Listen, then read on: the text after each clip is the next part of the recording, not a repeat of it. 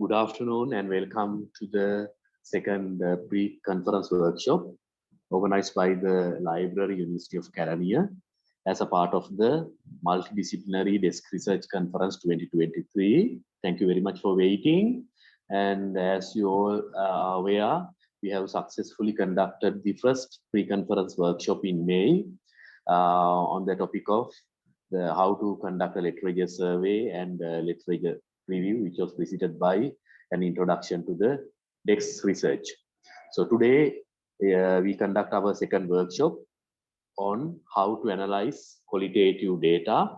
And let me introduce our resource person for today's workshop. Professor Ruwan Abeysekera is a professor in the Department of Finance and Commerce of the Commerce and Management Faculty of the University of Kelaniya. And Professor Abeysekera obtained his BSc Honours degree in Industrial Management with a first class from the University of Kelaniya. And he won the prestigious Ceylon Tobacco Gold Medal for the best student in the Industrial Management Special Degree Program and Haley's Award for the best undergraduate research. Professor Abeysekera completed his MBA from the University of Colombo with a merit pass and winning the CIMA subject prize for accounting and MIS subject. He won a full scholarship to pursue his PhD from UK and completed his PhD in 2015. And moreover, Professor Abeysekera holds a postgraduate diploma in marketing offered by CIM UK. He was the former head of the Department of Finance and the MBA coordinator. Before joining the academia, Professor Abeysekera had worked in the corporate sector for 10 years. His expertise is in entrepreneurship in the microfinance sector. He is an expert in the case study method of qualitative research. His research interests include microfinance, entrepreneurship, HRM, and marketing. Professor Abeysekera has published his research findings in peer-reviewed index journals. Some of these journals are indexed in Scopus and ABS databases. Further, he participated in many local and foreign conferences to present his research findings. At the same time, he serves on the editorial boards and review panels in a number of reputed journals.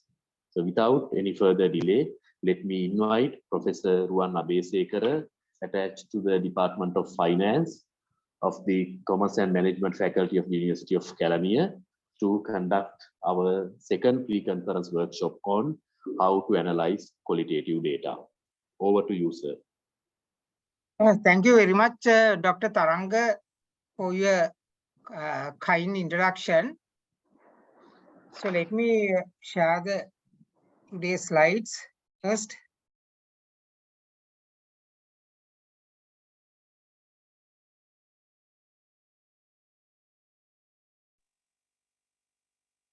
Dr. Tharanga, hope you can see it.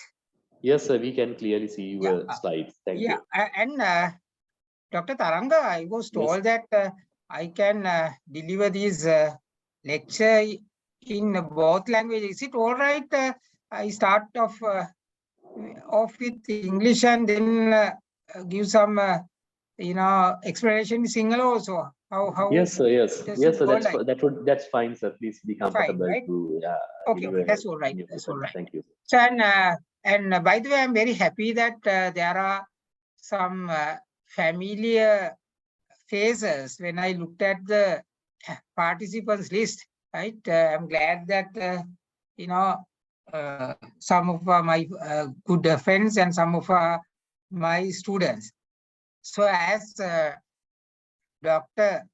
Tharanga mentioned, the today's topic is qualitative data analysis. So I think before I talk about the analysis, I think I really would like to give you an overview what qualitative research is. මම මුලදීම qualitative research කියන්නේ මොකක්ද කියලා යම්කිසි පැහැදිලි කිරීමක් කරලා ඊළඟට මම කොහොමද මේ qualitative data analyze කරන්න කියලා සාකච්ඡා කරන්න තමයි මම කැමති වෙන්නේ. So today in my presentation I would like to touch upon these things as you can see on the slide. research philosophy, research logic, research approach. Then, of course, what do you mean by qualitative research, types of qualitative research, and finally, and importantly, how to analyze qualitative data. And I want to tell you at the outset, now if you look at research, there are three branches, three methods if you like: quantitative research, qualitative research, and mixed research. But I would say most of the researchers, so they are using quantitative research. If you look at where I come from, that is commerce and management faculty. Even if you look at science faculty, they predominantly use quantitative research. Quantitative research is very, very popular. So when I say quantitative research, they deal with numbers. However, I am very happy to say that now qualitative research method is becoming very popular, especially in Europe, in particular UK and Australia and New Zealand. But if you look at USA and Canada, still it is dominated by quantitative research. However, now some of the researchers, now they are concerned about qualitative research. Then මම කියන්න හැදුවේ දැන් ඇත්තටම research කරන methods ගත්තොත් අපිට තුනක් තියෙනවා, quantitative, qualitative, mix කියලා. මේ quantitative කියන්නේ quantitative කියන්නේ අපි ගොඩක් වෙලාවට ඩීල් කරන්නේ numbers එක්කලා. අපි ගොඩක් දේවල් measure කරන්න යනවා. මේක තමයි ගොඩක් අය රිසර්ච් කරන්න පාවිච්චි කරන මෙතඩ් එක quantitative. නමුත් දැන් මේ qualitative research කියන එක මේ මෑත කාලේදී ගොඩාක් ප්‍රසිද්ධ වෙලා තියෙනවා. දැන් උදාහරණයක් වශයෙන් අපේ ෆැකල්ටි එක ගත්තොත් මම ඉන්නේ මැනේජ්මන්ට් ෆැකල්ටි එකේ මෑත කාලේ PhD ගත්ත අය මම හිතනවා 10 දෙනෙක් විතර මේ qualitative method එක තමයි PhD එකට පාවිච්චි කරලා තියෙන්නේ. දැන් මමත් පාවිච්චි කරේ qualitative method එක. දැන් මෙතන qualitative කියන එක මම තවදුරටත් පැහැදිලි කරන්නම්. මෙතෙන්දී අපි ගොඩක් වෙලාවට ගනුදෙනු කරන්නේ numbers එක්කලා නෙමෙයි වචනත් එක්ක. words එක්කලා text එක්කලා තමයි අපි ප්‍රධාන වශයෙන් අපේ තියෙන ගනුදෙනුව තියෙන්නේ. ඉතින් ඒක තමයි වෙනස. දැන් අපි අද ප්‍රධාන වශයෙන් අන්තිමට ඉගෙන ගන්න හදන්නේ කොහොමද මේ වචනත් එක්ක තියෙන ගනුදෙනුවේදී ඒ ගන්න දක්ත විශ්ලේෂණය කරන්නේ කොහොමද කියන එක තමයි අපි ප්‍රධාන අරමුණ. So let's first talk about what do you mean by research philosophy? I think I know that especially those who are using quantitative method, they are clueless about research methodology. Sorry, research philosophy. They don't care it. But when it comes to qualitative research, research philosophy is very, very important. So actually I do teach at undergraduate and postgraduate level the subject research methodology, under which I always emphasize the importance of learning and understanding the meaning of research philosophy, right? So what do you mean by research philosophy? Research philosophy characterizes the researcher's particular belief about the reality, which will be reflected in the nature of the data collection, analysis, and overall phenomena to be perceived and interpreted.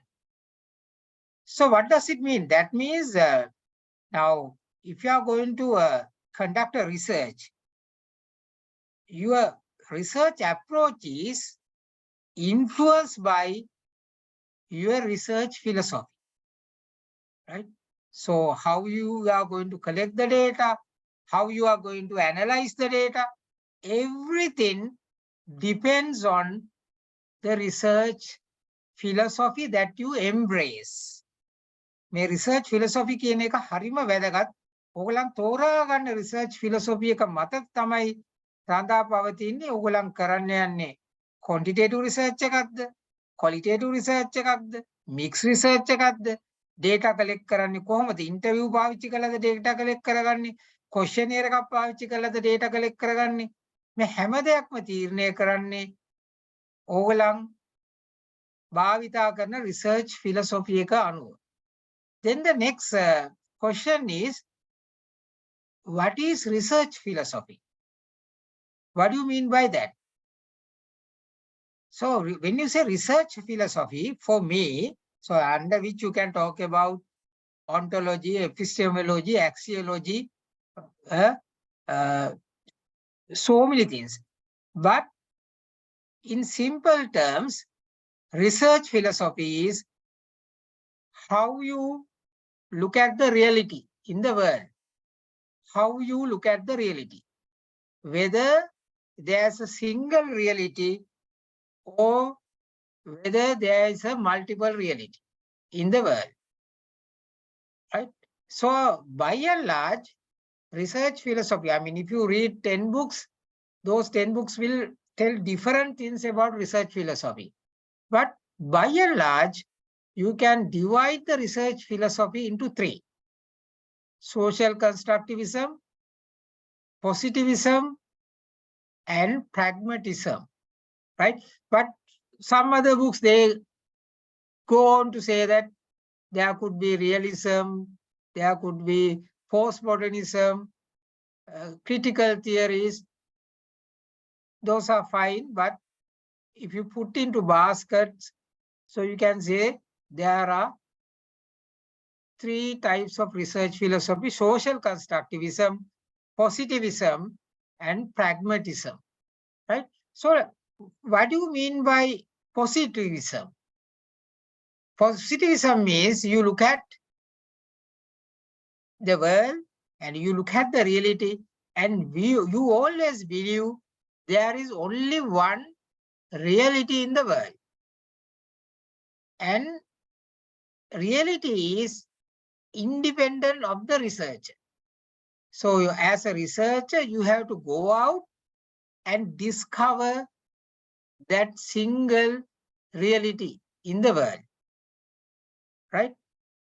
ඒ කියන්නේ positivism කියලා කියන එකේ කියන philosophy එක පාවිච්චි කරන researcher එයා විශ්වාස කරනවා ලෝකේ යම්කිසි ප්‍රශ්නයට අදාළව තියෙන එක යථාර්ථයයි. එක සත්‍යතාවයයි. ඒකට ඊට වඩා වැඩිපුර තියෙන realities නෑ. ඒ තියෙන යථාර්ථය ගිහිල්ලා අපි හොයාගන්න ඕනේ.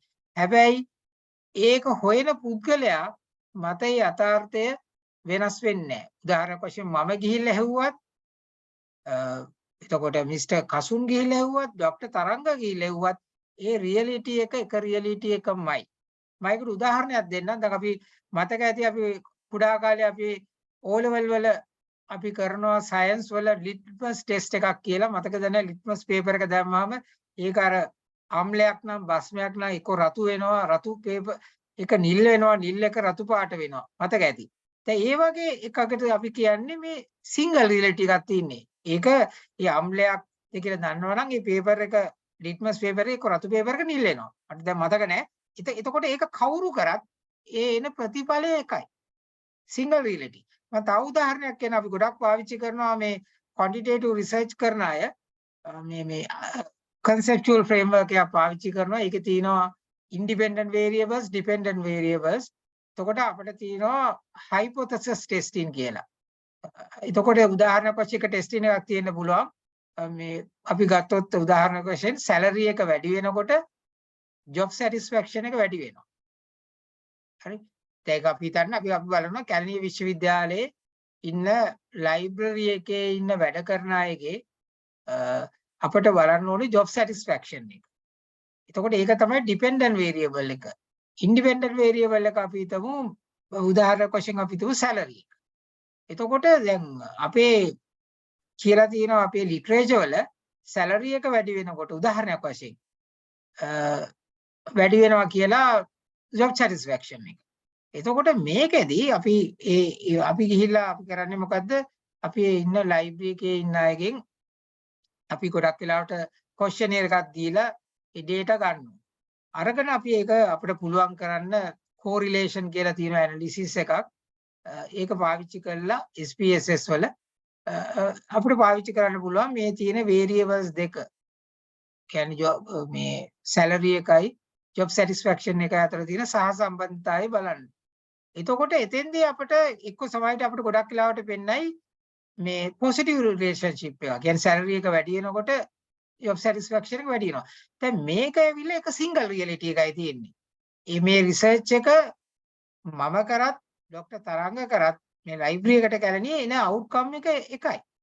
ඒක තමයි single reality එකක් කියලා කියන්නේ. එතකොට මේ ගොඩක් වෙලාවට මෙතෙන්දී අපි numbers එක්කලා ගනුදෙනු කරමු. ඉතින් මතක තියාගන්න positivism කියන එක philosophy එක පාවිච්චි කරන අය කරන්නේ quantitative research. ඒකයි මට මෙතන කියන්න ඕනේ. quantitative research කරන්නේ. නමුත් අද සාකච්ඡාව qualitative research එතෙන්දී අපිට පාවිච්චි කරන philosophy එක තමයි social constructivism. එතෙන්දී අපි බලන්නේ අපි එතන qualitative research කරන අය අපි විශ්වාස කරනවා ලෝකේ තියෙන්න පුළුවන් more than one realities. එක සත්‍යතාවයක් නෙමෙයි. ඊට වඩා වැඩිපුර තියෙන්න පුළුවන්. So let me give you an example. So let's assume that we want to explore the behavior of Vedas who are living in Dambana, Mayangani in Sri Lanka. So we want to explore their behavior. Now what I can do is, I can go to Dambana. This is going to be ethnographic research. I can, live with these Vedas for about 2 to 3 months in Dambana. And I could wear like Veda also. That is typical ethnographic research. You become a participant in the research and you can observe their behavior and you can interview the Vedas and then you can come up with some findings about their behavior, their food habits, their clothing habits, so on and so forth. Let's say I am the researcher. Let's say this same research could be done by my friend Mr. Vikramaratne in Open University, right? So he also goes to Dambana, he lives with Vedas, he interviews Vedas, and he also comes with some findings. Now, if you really compare my findings, right, and Mr. Vikramaratne's findings, the findings are different, right?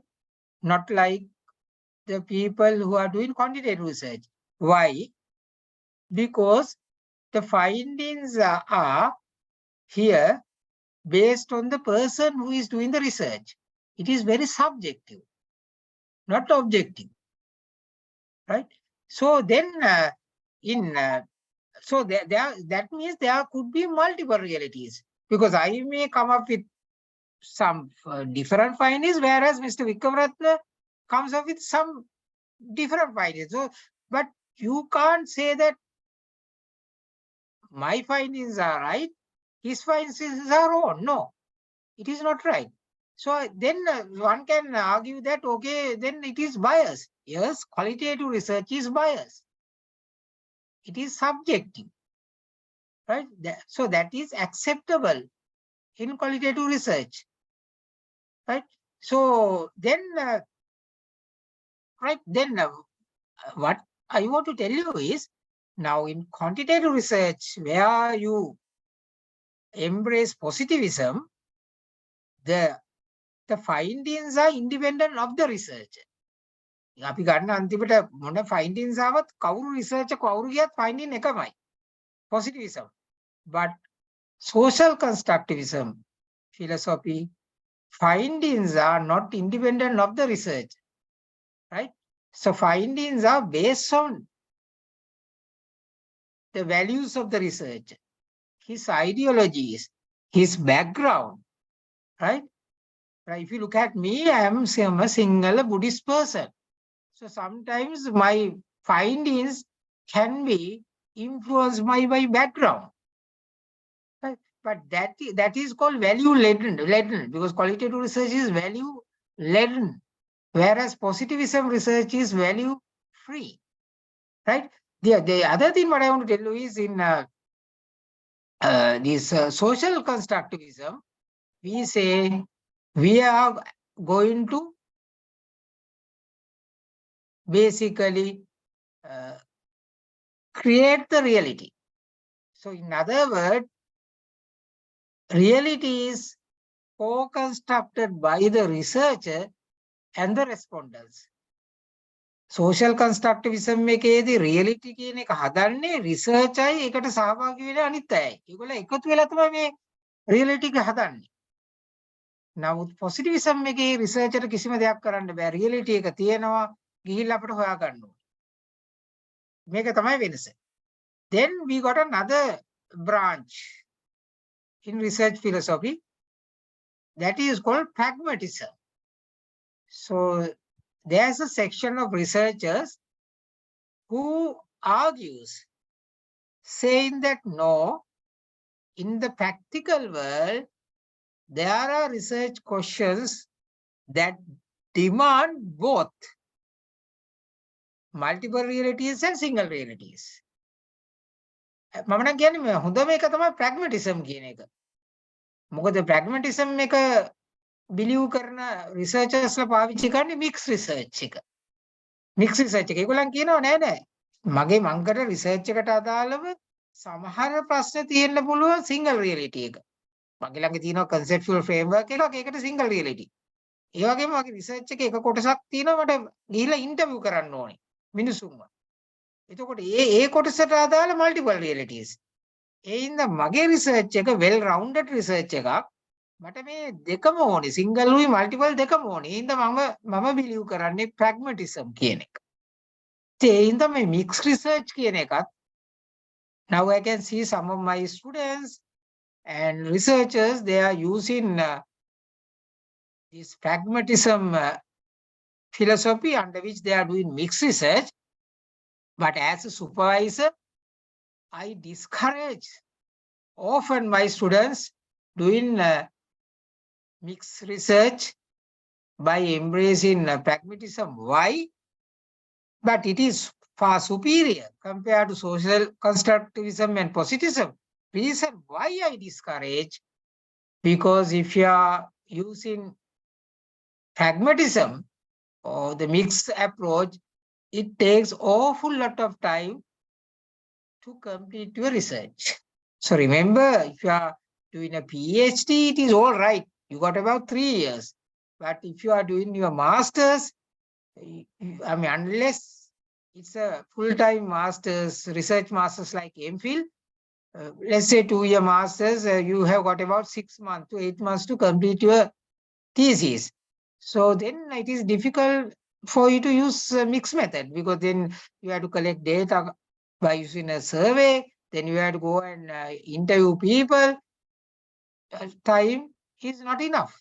That's why I discourage, despite the fact that it is far superior. So, right. So I think hope you got an idea about these 3 philosophies.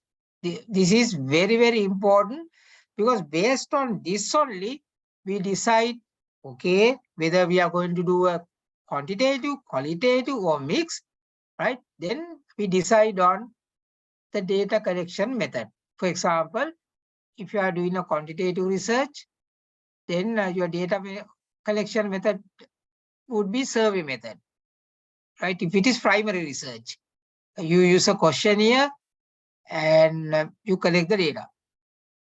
Whereas if you embrace social constructivism, then obviously you are going to do a qualitative research. Then of course, you are going to, there are number of data collection method in qualitative research, but mainly you use interviews. Qualitative research වල ගොඩක්ම data collect කරගන්නේ එළියට ගිහිල්ලා interview කරලා. one to one interviews කියලා කියනවා අපිට in depth interviews එහෙම නැත්නම් කියනවා focus group interviews කියලා. ඒ කියන්නේ focus group interview එකේදී කරන්නේ 7ක් 10ක් අතර අපි invite කරනවා අපිට අවශ්‍ය පුද්ගලයන් අපේ research එකට. ඊට පස්සේ ඒකට අපිට interview කරනවා එක්කෙනෙක් ඉන්නවා තව moderator කෙනෙක් ඉන්නවා දෙන්න එකතු වෙලා අපි we pose a question to the audience, then they will answer. Then you have to record it and later on you analyze. And this is also very important, research logic. So I think there are three research logics: deductive, inductive, abductive. Deductive means theory testing. So I think those who follow positivism philosophy, those who believe in single reality, actually at the end of the day they want to test theories. For example, you have a conceptual framework, you have got few independent variable and a dependent variable. So I think you are going to test hypothesis. So theory testing තමයි අපි deductive logic එකේදී කරන්නේ. Inductive means you are going to develop new theories or you are going to expand existing theories. අලුතින් තියෙන theory එකක් test කරනවා නම් අපි පාවිච්චි කරන්නේ deductive approach එක. Inductive approach එකේදී කරන්නේ we are going to develop new theories. අලුත් දෙයක් තමයි අපි ලෝකෙට දෙන්න යන්නේ. Inductive එකේදී theory building. Then abductive කියලා කියන්නේ you use both theory testing and theory building in your study. Now let's try to combine these three logics with research philosophy that we learned a little while ago. දැන් මොකද්ද මේ සම්බන්ධතාවය research philosophy එකයි logic එකයි? සම්බන්ධතාවය තමයි අපි deductive logic එක පාවිච්චි කරන්නේ theory testing, අපි positivism philosophy එක පාවිච්චි කරනවා නම් අපි අලුතෙන් theories හදන්න යනවා නම් inductive logic එක පාවිච්චි කරන්නේ අපේ philosophy එක social constructivism නම් අපිට අපි pragmatism කියන approach එක පාවිච්චි කරොත් අපේ research philosophy එක හැටියට එහෙනම් අපි logic එක abductive. අපි එතකොට theory building උත් කරනවා අලුතෙන් interview කරලා data අරන් ඒ වගේම අපේ තියෙන conceptual framework එක අපි test කරනවා. ඒක තමයි කියන්නේ theory testing. එතකොට මේකත් this is also very important. Then I already mentioned that these research approaches. So there are three approaches: quantitative, qualitative, and mixed. So I think by now you know quantitative means those who believe in single reality, those who follow deductive approach, then your approach is going to be quantitative. Quantitative means you always deal with numbers, you want to measure things, and it is objective based. Quantitative කියන්නේ ගොඩක් වෙලාවට numbers එක්කලා වැඩ කරන්නේ. Hypothesis testing, අපි correlation පාවිච්චි කරනවා, regression පාවිච්චි කරනවා. එතකොට ඒ වගේ techniques පාවිච්චි කරලා descriptive statistics පාවිච්චි කරනවා. ඒක තමයි quantitative කියලා approach එකට කියන්නේ. අපි ඒකේදී අපි philosophy එක වෙන්නේ positivism, අපේ logic එක වෙන්නේ deductive. Then qualitative. When I say qualitative, we in general we deal with words, text. අපි මිනිසුත් එක්ක සාකච්ඡා කරලා ගන්න conversation. ඒවැ මොනවද තියෙන්නේ? එහෙම නැත්නම් අපි මොකක් හරි අපි central bank report එක අරගෙන secondary data පාවිච්චි කරනවා නම් ඒකේ තියෙන themes identify කර ගන්නවා. අපි research question එකට අදාළව.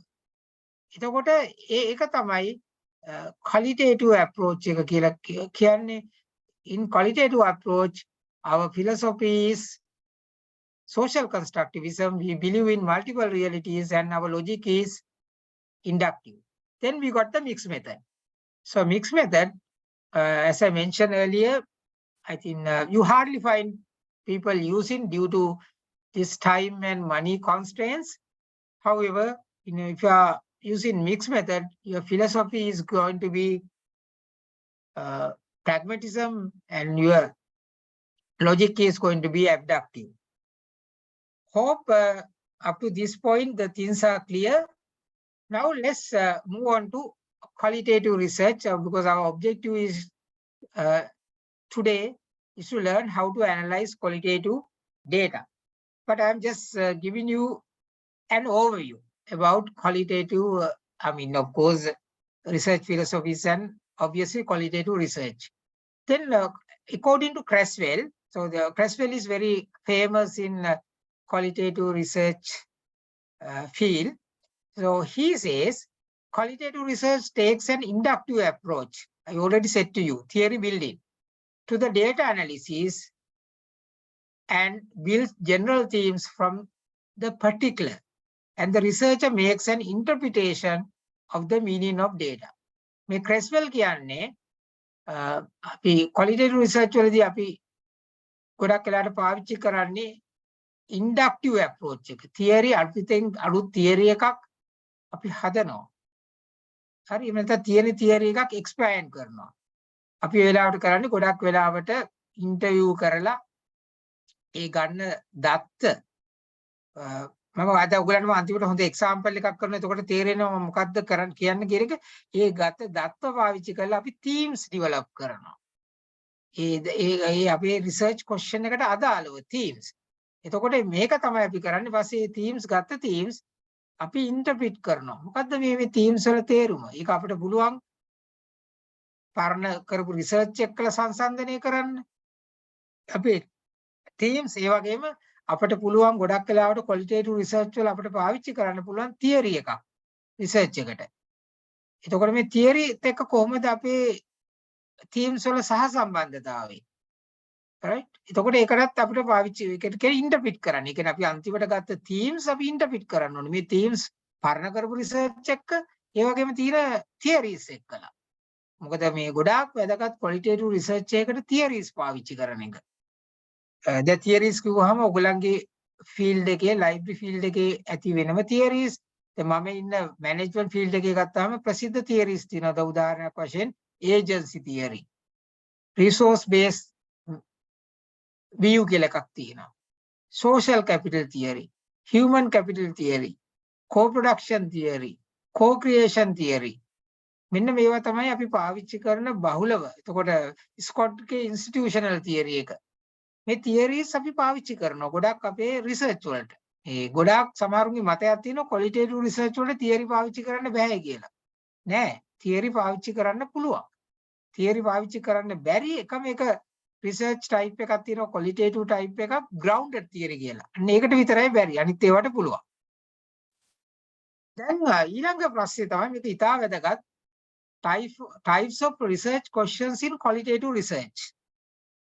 දැන් qualitative research එකක් කරන කෙනෙක් ඔයගොල්ලන් දන්නවා research එකක් කරනකොට අපිට තියෙන්න ඕනේ research problem එකක්. What's the research problem? දැන් මේ research problem එක ඉවර වුණාට පස්සේ ඒක වෙනම මාතෘකාවක් අපිට වෙන දවසක කතා කරන්න පුළුවන්. කොහොමද මේ research problem එකක් අඳුරගන්නේ? ඒතකොට research problem එකක් අඳුර ගන්නකොට අපි කතා කරනවා gaps ගැන, research gaps. ඒතකොට gaps තියෙනවා ගොඩාක් gaps තියෙනවා. එක එක පොත් කියවුවොත් ගොඩාක් තියෙනවා. නමුත් ප්‍රධාන වශයෙන් gaps තියෙනවා හතරක්. අපි කියනවා empirical gap, practice gap, theoretical gap, methodological gaps කියලා gaps හතරක් තියෙනවා ප්‍රධාන වශයෙන්. ඔය gaps ටික වැදගත්. ඒකෙන් තමයි අපි කියන්නේ මේ ඇයි අපි මේ රිසර්ච් එක කරන්නේ කියලා. දැන් උදාහරණයක් වශයෙන් මම එකක් කියන්නම්. මමට ඕනේ ගිහිල්ලා ලංකාවේ දබානේ ඉන්න වැද්දන් ඒගොල්ලන්ගේ කියන්නේ ඒගොල්ලන්ගේ behavior එක. ඒගොල්ලන්ගේ චර්යාව ගැන මම රිසර්ච් එකක් කරන්න ඕනේ. එතකොට ඉතින් ඇයි මම මේක කරන්නේ? එතකොට එක ગેප් එකක් වෙන්න පුළුවන් ඉම්පිරිකල් ગેප් එක. කවුරුවක්වත් ලංකාවේ උදාහරණයක් වශයෙන් මෙහෙම රිසර්ච් එකක් කරලා නැහැ. ඒකට කියන්නේ අපි ඉම්පිරිකල් ગેප් කියලා. ඉතින් ඒ වගේ අපිට ગેප් එකක් තියෙනවා. ඊට පස්සේ දැන් මේ රිසර්ච් ગેප් එක තෝරගත්තට පස්සේ අපිට ඊට පස්සේ අපිට ලියන්න ඕනේ අපි ක්වොලිටේටිව් රිසර්ච් එකක් කරනවා නම් රිසර්ච් ක්වෙස්චන්ස් 3ක් හෝ 4ක් අපිට තියෙන්න ඕනේ. 3ක් හෝ 4ක්. සාමාන්‍යයෙන් අපි ඒක තමයි ප්‍රැක්ටිස් එක. මේ රිසර්ච් ක්වෙස්චන්ස් ලියනකොට අපි හැම වෙලේම පාවිච්චි කරන්න ඕනේ පටන් ගන්න ඕනේ රිසර්ච් ක්වෙස්චන් එක why, how, එහෙම නැත්නම් what කියන එකෙන් තමයි පටන් ගන්න ඕනේ. ඒපර මගෙන් අහයි මේ තුනම ඕනේද කියලා. රිසර්ච් ක්වෙස්චන්ස් ලියනකොට නෑ. ඔයාලට වගේ රිසර්ච් ක්වෙස්චන්ස් තුනම තියෙන්නේ why විතරයි. එහෙම නැත්නම් why how වල combination එකක්. එහෙම නැත්නම් how what වල combination එකක්. But that's all right. But remember, when you are writing research questions should start with this word why, how or what. මේක වැදගත්. මොකද මම දැකලා තියෙනවා සමහර research questions ලියනවා අපේ අය is there a relationship between x and y? It is not right. It is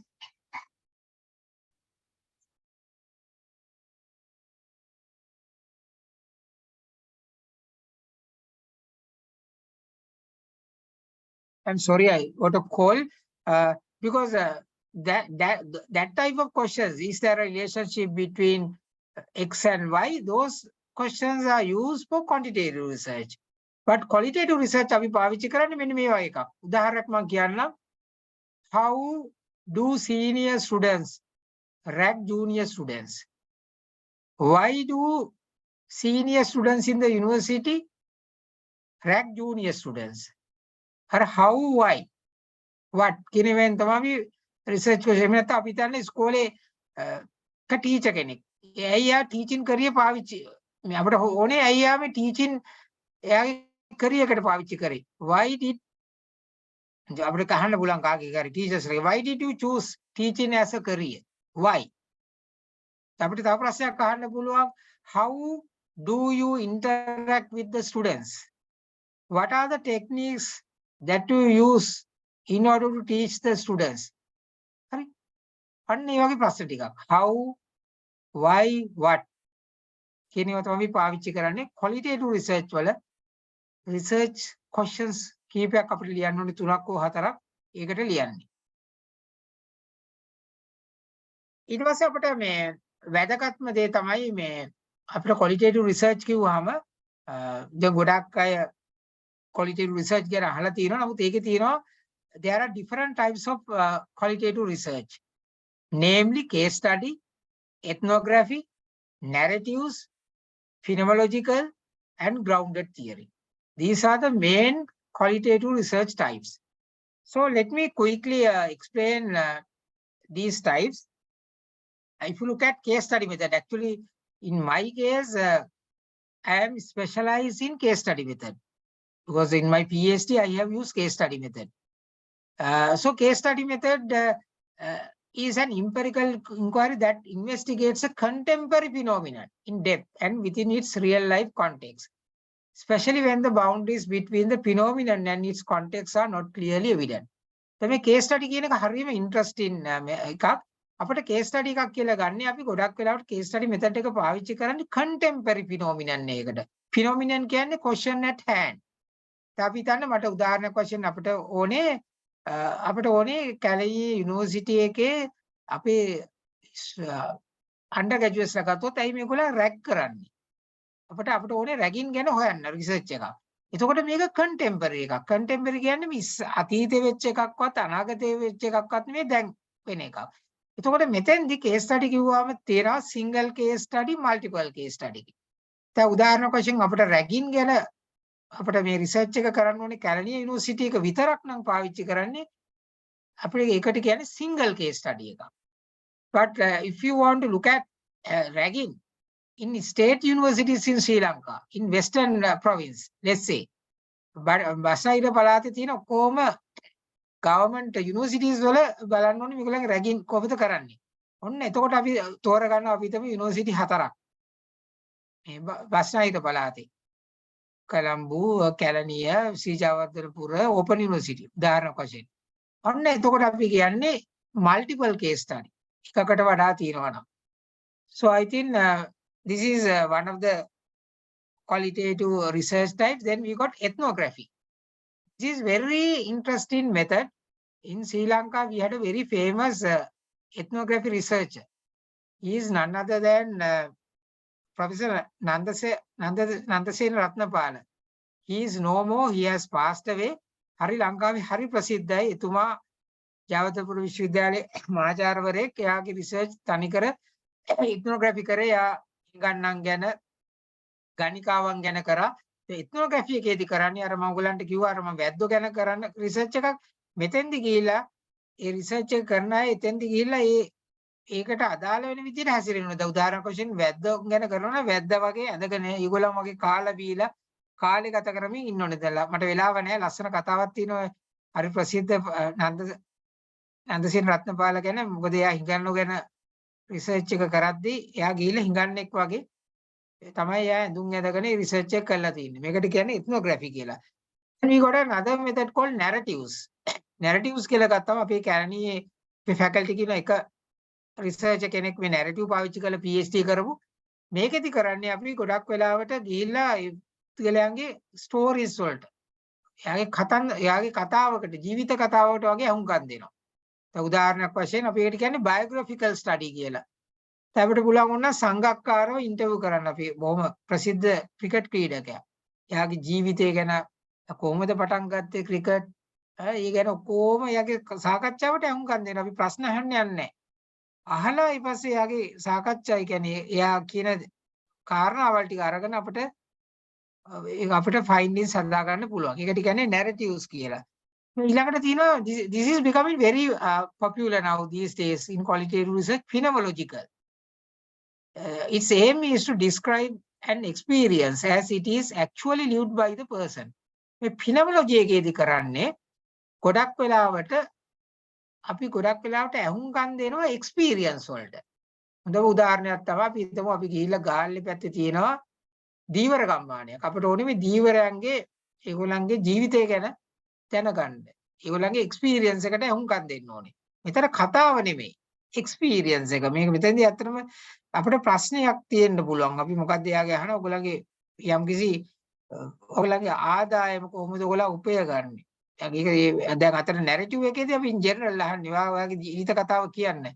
මේක අපි ෆිනොමොලොජි එකට අපි රිසර්ච් ක්වෙස්චන් එකක් තියෙනවා. අපි ඒකට අදාළව ප්‍රශ්නයක් අහුවම එයා දිගටම කතා කරගෙන යනවා එයාගේ එක්ස්පීරියන්ස් එක එයාගේ අත්දැකීම් ගැන. ඒක තමයි ෆිනොමොලොජිකල් කියලා. මේකට ඉන්නවා ගොඩක් තියෙනවා ෆිනොමොලොජිකල් විදියක්. ස්මිත් කියලා ඉන්නවා කෙනෙක් ගොඩක් ප්‍රසිද්ධ. මේක වෙනම කතාවක්. ඊළඟට තියෙනවා මේ ග්‍රවුන්ඩර් තියරි කියලා එකක්. මේක 1967 විතර මතන්නේ ග්ලාස් ඇන්ඩ් ස්ට්‍රවුස් කියලා. ඒ දෙන්න තමයි මේක මෙයා කරේ. මේකත් තාම හොඳ ප්‍රසිද්ධයි. මේකෙදි තියෙන වෙනස අපි අර ඉස්සෙල්ලා කතා කරපු ඔක්කොගෙම ෆිනොමොලොජි නැරටිව් මේ හැම එකටම තියරි එකක් පාවිච්චි කරන්න පුළුවන් රිසර්ච් එක කරනකොට. right? මොකක් හරි තියරි එකක්. for example social capital theory, because theories can shed light on the study. Theory එකක් පාවිච්චි කරාම අපිට රිසර්ච් එකට ඩිරෙක්ෂන් එකක් දෙනවා.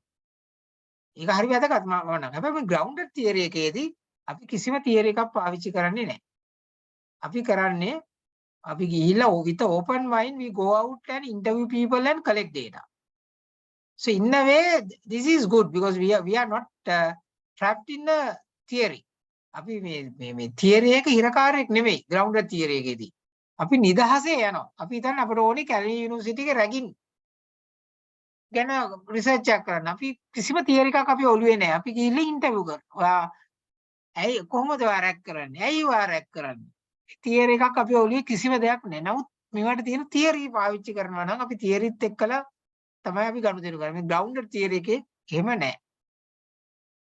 ඊටසේ අපි qualitative, if you look at qualitative research, there could be different ways of collecting data. So mainly we use interviews. When I say interviews, there are two types of interviews. In-depth interviews, one-to-one. ඔයා තමයි රිසර්චර් රෙස්පොන්ඩන්ට් එක්ක interview කරනවා. කළේ යාගේ data ගන්න. එහෙම නැත්නම් කියනවා ෆෝකස් ගෲප්. ඔයා එන්න කියනවා ඉන්වයිට් කරනවා. දැන් ඔයා හිතන්න ඔයා ඉන්ටර්විව් කරන්නේ සම්පත් බැංකුවේ එක්සිකියුටිව්ස්ලා. ඉතින් එක්සිකියුටිව්ස්ලා 7ක් හෝ 10ක් වගේ සංඛ්‍යාවකට ඉන්වයිට් කරලා ඔයා ප්‍රශ්නයක් අහනවා. ඒතර ඔයා ළඟ ඉන්නවා තව එක්කෙනෙක් උදව් කරන්නත් ඔයාට ටයිම් කීපර් කෙනෙක්. එයා තමයි ඔක්කොම බලන්නේ මේගොල්ලන්ගේ සීටින් ඇරේන්ජ්මන්ට් ටයිමින්. එයා හැබැයි මේකට සහභාගී වෙන්නේ. ඔයා තමයි ප්‍රශ්න අහන්නේ. ඊට පස්සේ මේ ෆෝකස් ගෲප් ඉන්ටර්විව්ස් කියන්නේ දෙකම එකට. Observation. you can observe the people's behavior, respondents' behavior. Then, of course, in qualitative research, we can use documents as a source of data. මේ documents උත් පාවිච්චි කරන්න පුළුවන් qualitative research වල. ඒ කියන්නේ when I say documents, annual reports, එතකොට newspaper, journal article, එතකොට දැන් තව ඕන එකතු කරගන්න පුළුවන් tweets පාවිච්චි කරන්න පුළුවන්, websites පාවිච්චි කරන්න පුළුවන්. ඒවා තියෙන data කොහොම පාවිච්චි කරන්න පුළුවන්. කියන්නේ primary sources, secondary sources එකම පාවිච්චි කරන්න පුළුවන්. And we are moving on to a very important thing, that is the topic today: how to analyze qualitative data. That is our topic today. So I think before talk about analyzing data, let me give you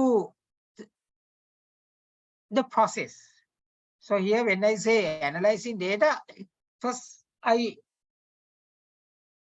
talk how you analyze primary data in qualitative research. When I say primary data, you go out, conduct interviews, then collect data and come back and analyze. That is primary data analysis. When I say secondary data analysis in qualitative research, then you don't go out. Then you look at websites, you look at annual data, annual report data, then you look at tweets, you look at internal records of an organization. It's a kind of a desk research. Then you analyze the data, right? So no matter primary or secondary, so the method that we use to analyze the data is called thematic analysis or coding. අපි මේ qualitative research analyze කරන method එකට ප්‍රධාන වශයෙන් කියන්නේ thematic analysis එකක්. එහෙම නැත්නම් සමහරු කියනවා coding කියලා. ඔක තමයි පාවිච්චි කරන්නේ. Thematic analysis or coding. දැන් මෙතෙන්දී process එකක් මම කියන්නම් කිව්වනේ. මේ process එක තමයි අපි හිතමු primary data analyze කරන process එක. දැන් මේ process එක තමයි දැන් මට හිතන්න කැලණිය යුනිවර්සිටි එකේ මට ඕනේ මේ බලන්න අපේ ළමයි කොහොමද රැගින් කරන්නේ කැලණිය යුනිවර්සිටි එකේ. එතකොට මගේ ළඟ තියෙනවා research questions දෙකක්. How do senior students rag junior students? Why do they rag? How why කියලා ප්‍රශ්න දෙකක් තියෙනවා. ඉතින් මම කරන්නේ මතක තියාගන්න මේ දැන් ඉස්සෙල්ලාම මම මේකට තෝරගන්න ඕනේ ඉන්ටර්විව් කරන්න කීප දෙනෙක්. එතකොට මට ඕන විදියට තෝරගන්න නෑ. අපි qualitative research වලට කියන්නේ purposive sampling කියලා. ඒක තමයි method එක. You select the sample on a purpose. ඒකට මම දන්නවා උදාහරණයක් වශයෙන් කැලණිය යුනිවර්සිටි එකේ faculty පහක් තියෙනවා. ඊටත් වඩා ඇති art faculty එක, science, medicine, management, FCT. ඔන්න ඉතින් මම faculty පහක් නම් ඒ faculty පහෙන් ළමයි 5 දෙනෙක්ව තෝරගන්න. තෝරගෙන ඒගොල්ලන්ව වෙන වෙනම ඉන්ටර්විව් කරනවා. එතකොට ඒගොල්ලන්ගෙන් අහනවා මම ප්‍රශ්න දෙකක්. මගේ ආතේ ලියාගෙන යන්න ඕනේ ප්‍රශ්න ටික. එකක් තමයි why do you rag? මම අහනවා can you tell me why you rag? අන්න එහෙම ප්‍රශ්න අහන්නේ. ළමයිගෙන් අහනකොට අර question එක තියෙන විදියට why කියන එක නෙමෙයි. ඊට වඩා අපි අහන්නේ යාට තේරෙන භාෂාවෙන්. Can you tell me? මට කරුණාකරලා කියන්න ඔයා කොහොම ඇයි මේ ඔයා මේ රැග් කරන්නේ ළමයිට? So then the person will open. My next question is මම කොහොමද රැග් කරන්නේ කියලා පැහැදිලි කරන්න. එතන මෙයා ගොඩාක් දේවල් කියනවා.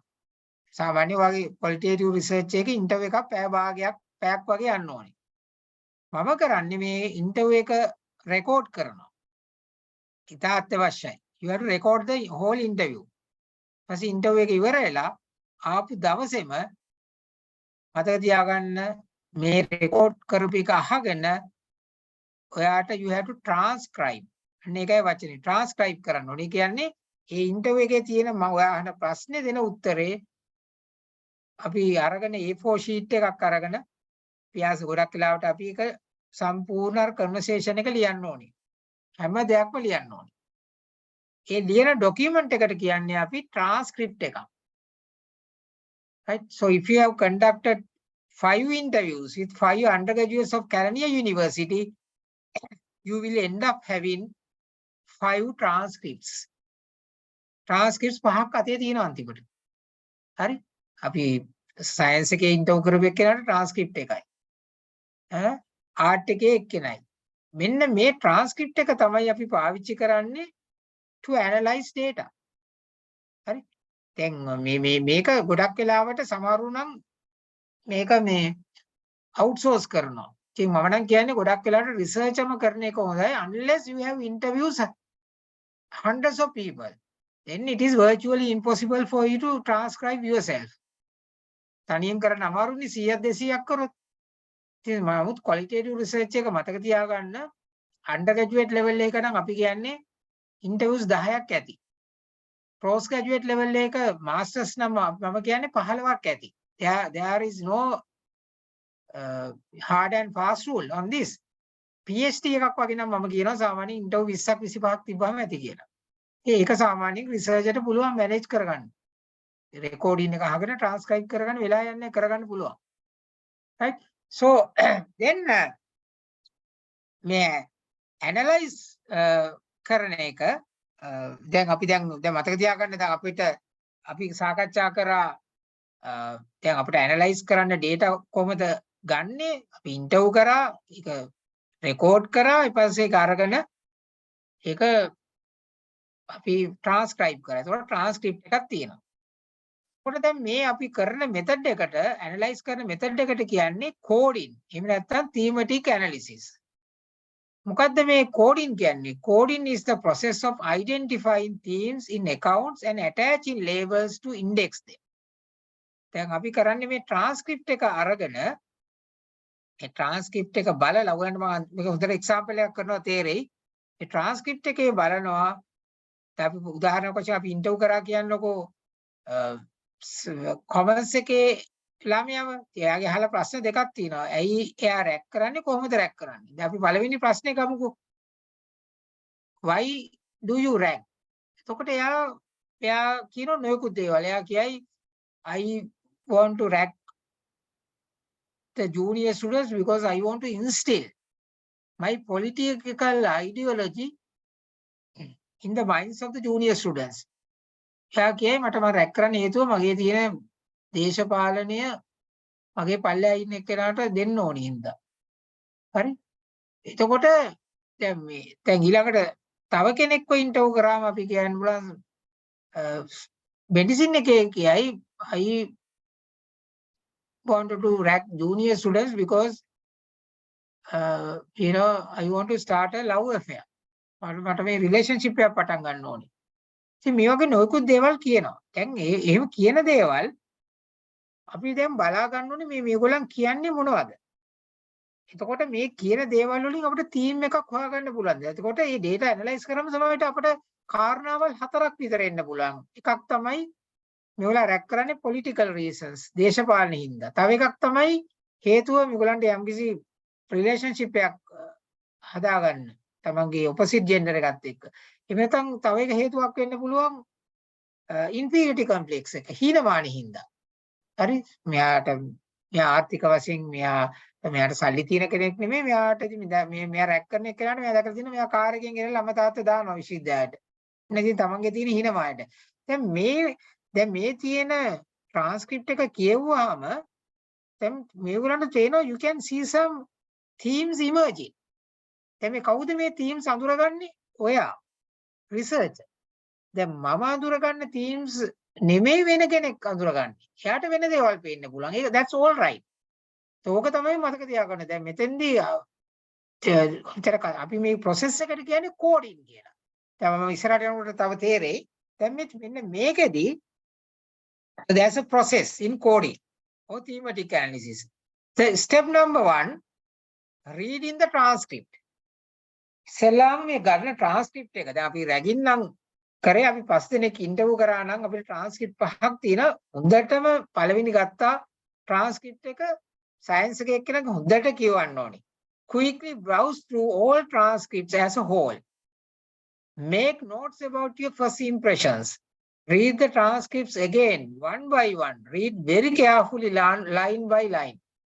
Make your transcript එක අකුරෙන් අකුර වචනෙන් වචන පේලියෙන් පේලිය හොඳට කියවන්න ඕනේ.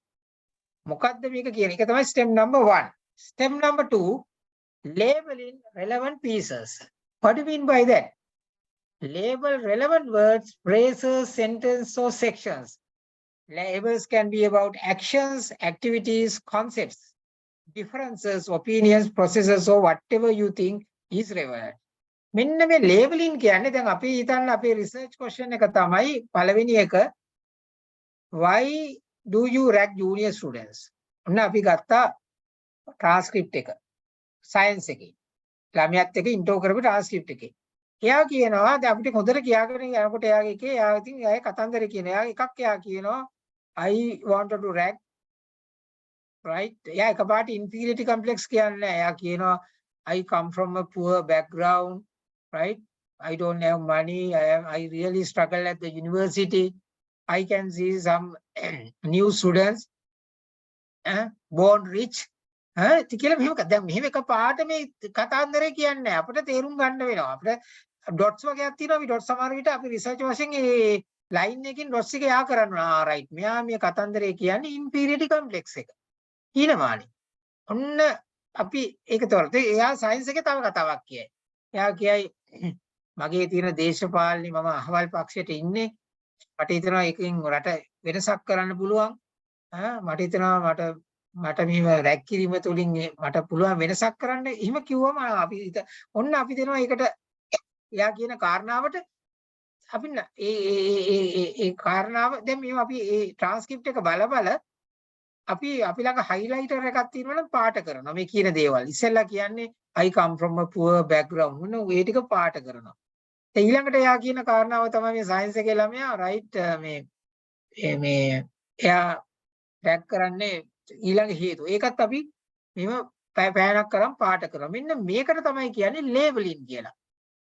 label කරනවා. theme ඊට පස්සේ label කරපු ටික අරගෙන දැන් අපි මෙහෙම මේ transcript පහම අරගෙන research question එකට අදාළ. දැන් අපි question එක මොකද්ද? Why do you rank?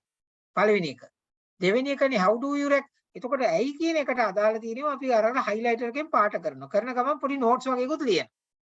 A highlight කරපු ඒවා ටික අන්තිමට එකතු කරගෙන ඒවැ සමාන අදහස් තියෙන ඒවා දාන එක basket එකකට. හරි?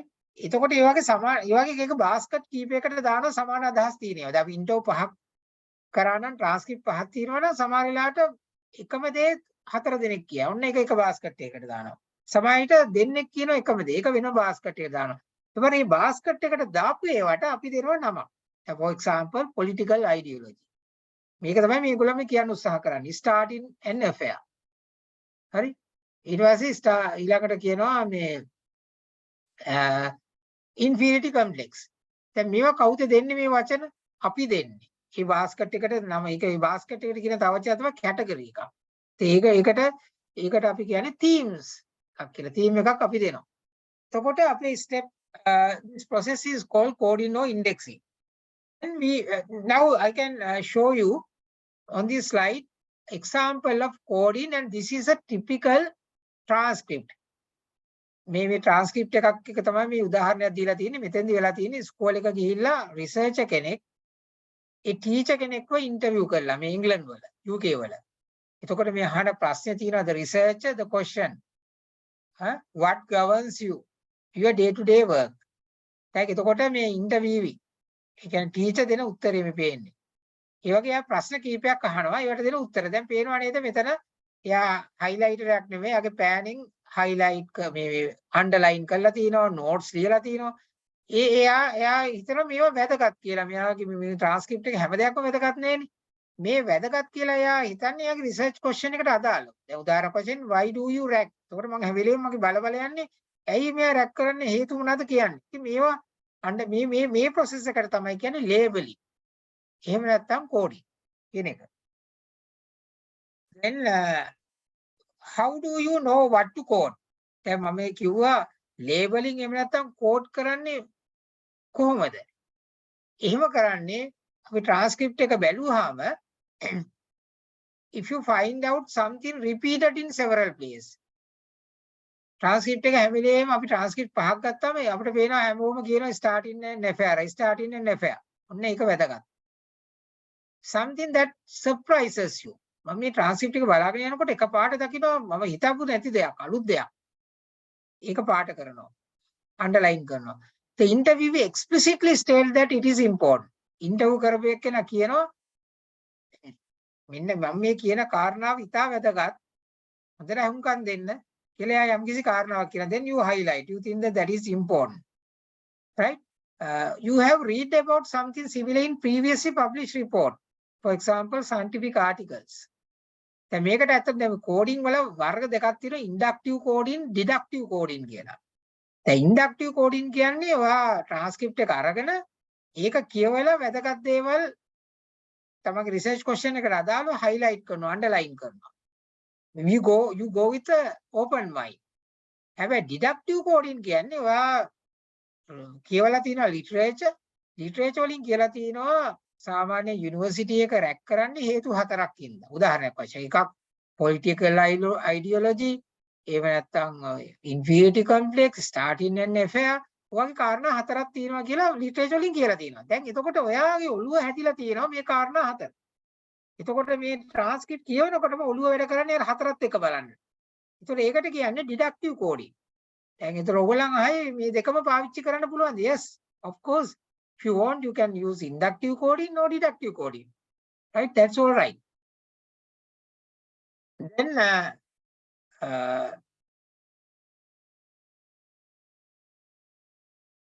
right. Then step 3, decide which codes are the most important and create categories by bringing several codes together. දැන් අපි කරන්නේ දැන් අපි දැන් ඉන්ටර්වයුව කරා දැන් මම රනින් එක්සැම්පල් එක පාවිච්චි කරන්නේ රැගින් ඔයගලන්ට තේරෙන හින්දා දැන් අපි 5 දෙනාම ඉන්ටර්වයුව කරා ඒගොල්ලන්ගේ ට්‍රාන්ස්ක්‍රිප්ට් 5ක් තියෙනවා මේගොල්ලන් කියවනවා මේ ට්‍රාන්ස්ක්‍රිප්ට් 5ක් කියවනකොට මේකේ අපි තන පළවෙනි එක්කෙනා කියනවා රයිට් මම රැක් කරන්නේ මගේ තියෙන දේශපාලන විශ්වාසය අනිත්‍යයට දෙන්න කියලා. දැන් ඊළඟට දෙවෙනි එක්කෙනා ඒ සම්බන්ධයෙන් කියන්නේ තුන්වෙනියට කියපු එක්කෙනාත් කියනවා මේ රට වෙනස් කරන්න ඕනේ අපට මගේ යම්කිසි විශ්වාසයක් තියෙනවා දේශපාලනය ගැන ඒක තමයි කියලා එයා වෙන විදියට කියනවා. එතකොට ඒ වගේ අපි හිතන 5 දෙනාගේ 3 දෙනෙක් මේ දේශපාලනයට සම්බන්ධ යම්කිසි දේවල් කියනවා. හරි? එතකොට ඒ ටික අපි කරන්නේ එක බාස්කට් එකකට දාගන්න. හරි? ඒ කියන කාරණාව වෙන වෙනම කියන කාරණාවට කියන්නේ කෝඩ් එකක් කියලා. කෝඩ් 3 අරගෙන එක බාස්කට් එකකට දානවා. අන්න ඒ බාස්කට් එකට අපි කියන්නේ කැටගරි එකක්. හරි මේ කැටගරි එකට සමහරු කියනවා තීම් එකක් කියලා කියන්න පුළුවන්. කැටගරි කියන එක වචනේ වඩා හොඳ. ඒ කැටගරි එකට පස්සේ අපි නමක් දෙන්න ඕනේ. ඒ කියන්නේ අපි අර සිමිලර් තියෙන දේවල් ට්‍රාන්ස්ක්‍රිප්ට් එකේ එක ගොඩකට දානවා. like with likes කියලා අපි කියන්නේ. හරි? එතකොට කියන්නේ go through all the codes created in the previous step. Read them with a pen in your hand. You can create new codes by combining 2 or more codes. Right? You don't have to use all the codes that you have created in the previous step. In fact, many of these initial codes can now be. දැන් මතක තියාගන්න මේ coding කරනකොට දැන් ඔයාලා highlight කරනකොට සමහර විට මුලදී highlight කරයි පාට කරයි ගොඩාක් දේවල්. සමහරට ඉන්ටර්වයුව 20ක් කරොත් සමහරට 100ක් විතර coding දෙයි. හැබැයි පස්සේදී සමහර ඒවා තේරෙනවා මේවා වැදගත් නැහැ කියලා you can drop those codes. මේක පේනවා ඇති. දැන් අපි මේ කරපු මෙතන තියෙන මේගොල්ලන් පෙන්නන මේ රිසර්ච් එකක් මේ example of coding කියලා UK වල ස්කෝලේ එකේ ටීචර්ස්ලා වගේක් ඉන්ටර්වයුව කරලා දැන් එතනදී මෙන්න මේගොල්ලන් මෙන්න මේ ඒගොල්ලන් දැන් මේ රිසර්චර් එයා මේ ට්‍රාන්ස්ක්‍රිප්ට්ස් කියවලා සමාන තියෙන කෝඩ්ස් එයා අරගෙන බාස්කට් තුනකට දාලා. දැන් උදාහරණයක් වශයෙන් එක බාස්කට් එක තියෙනවා update in rule book, change in schedule, new routines.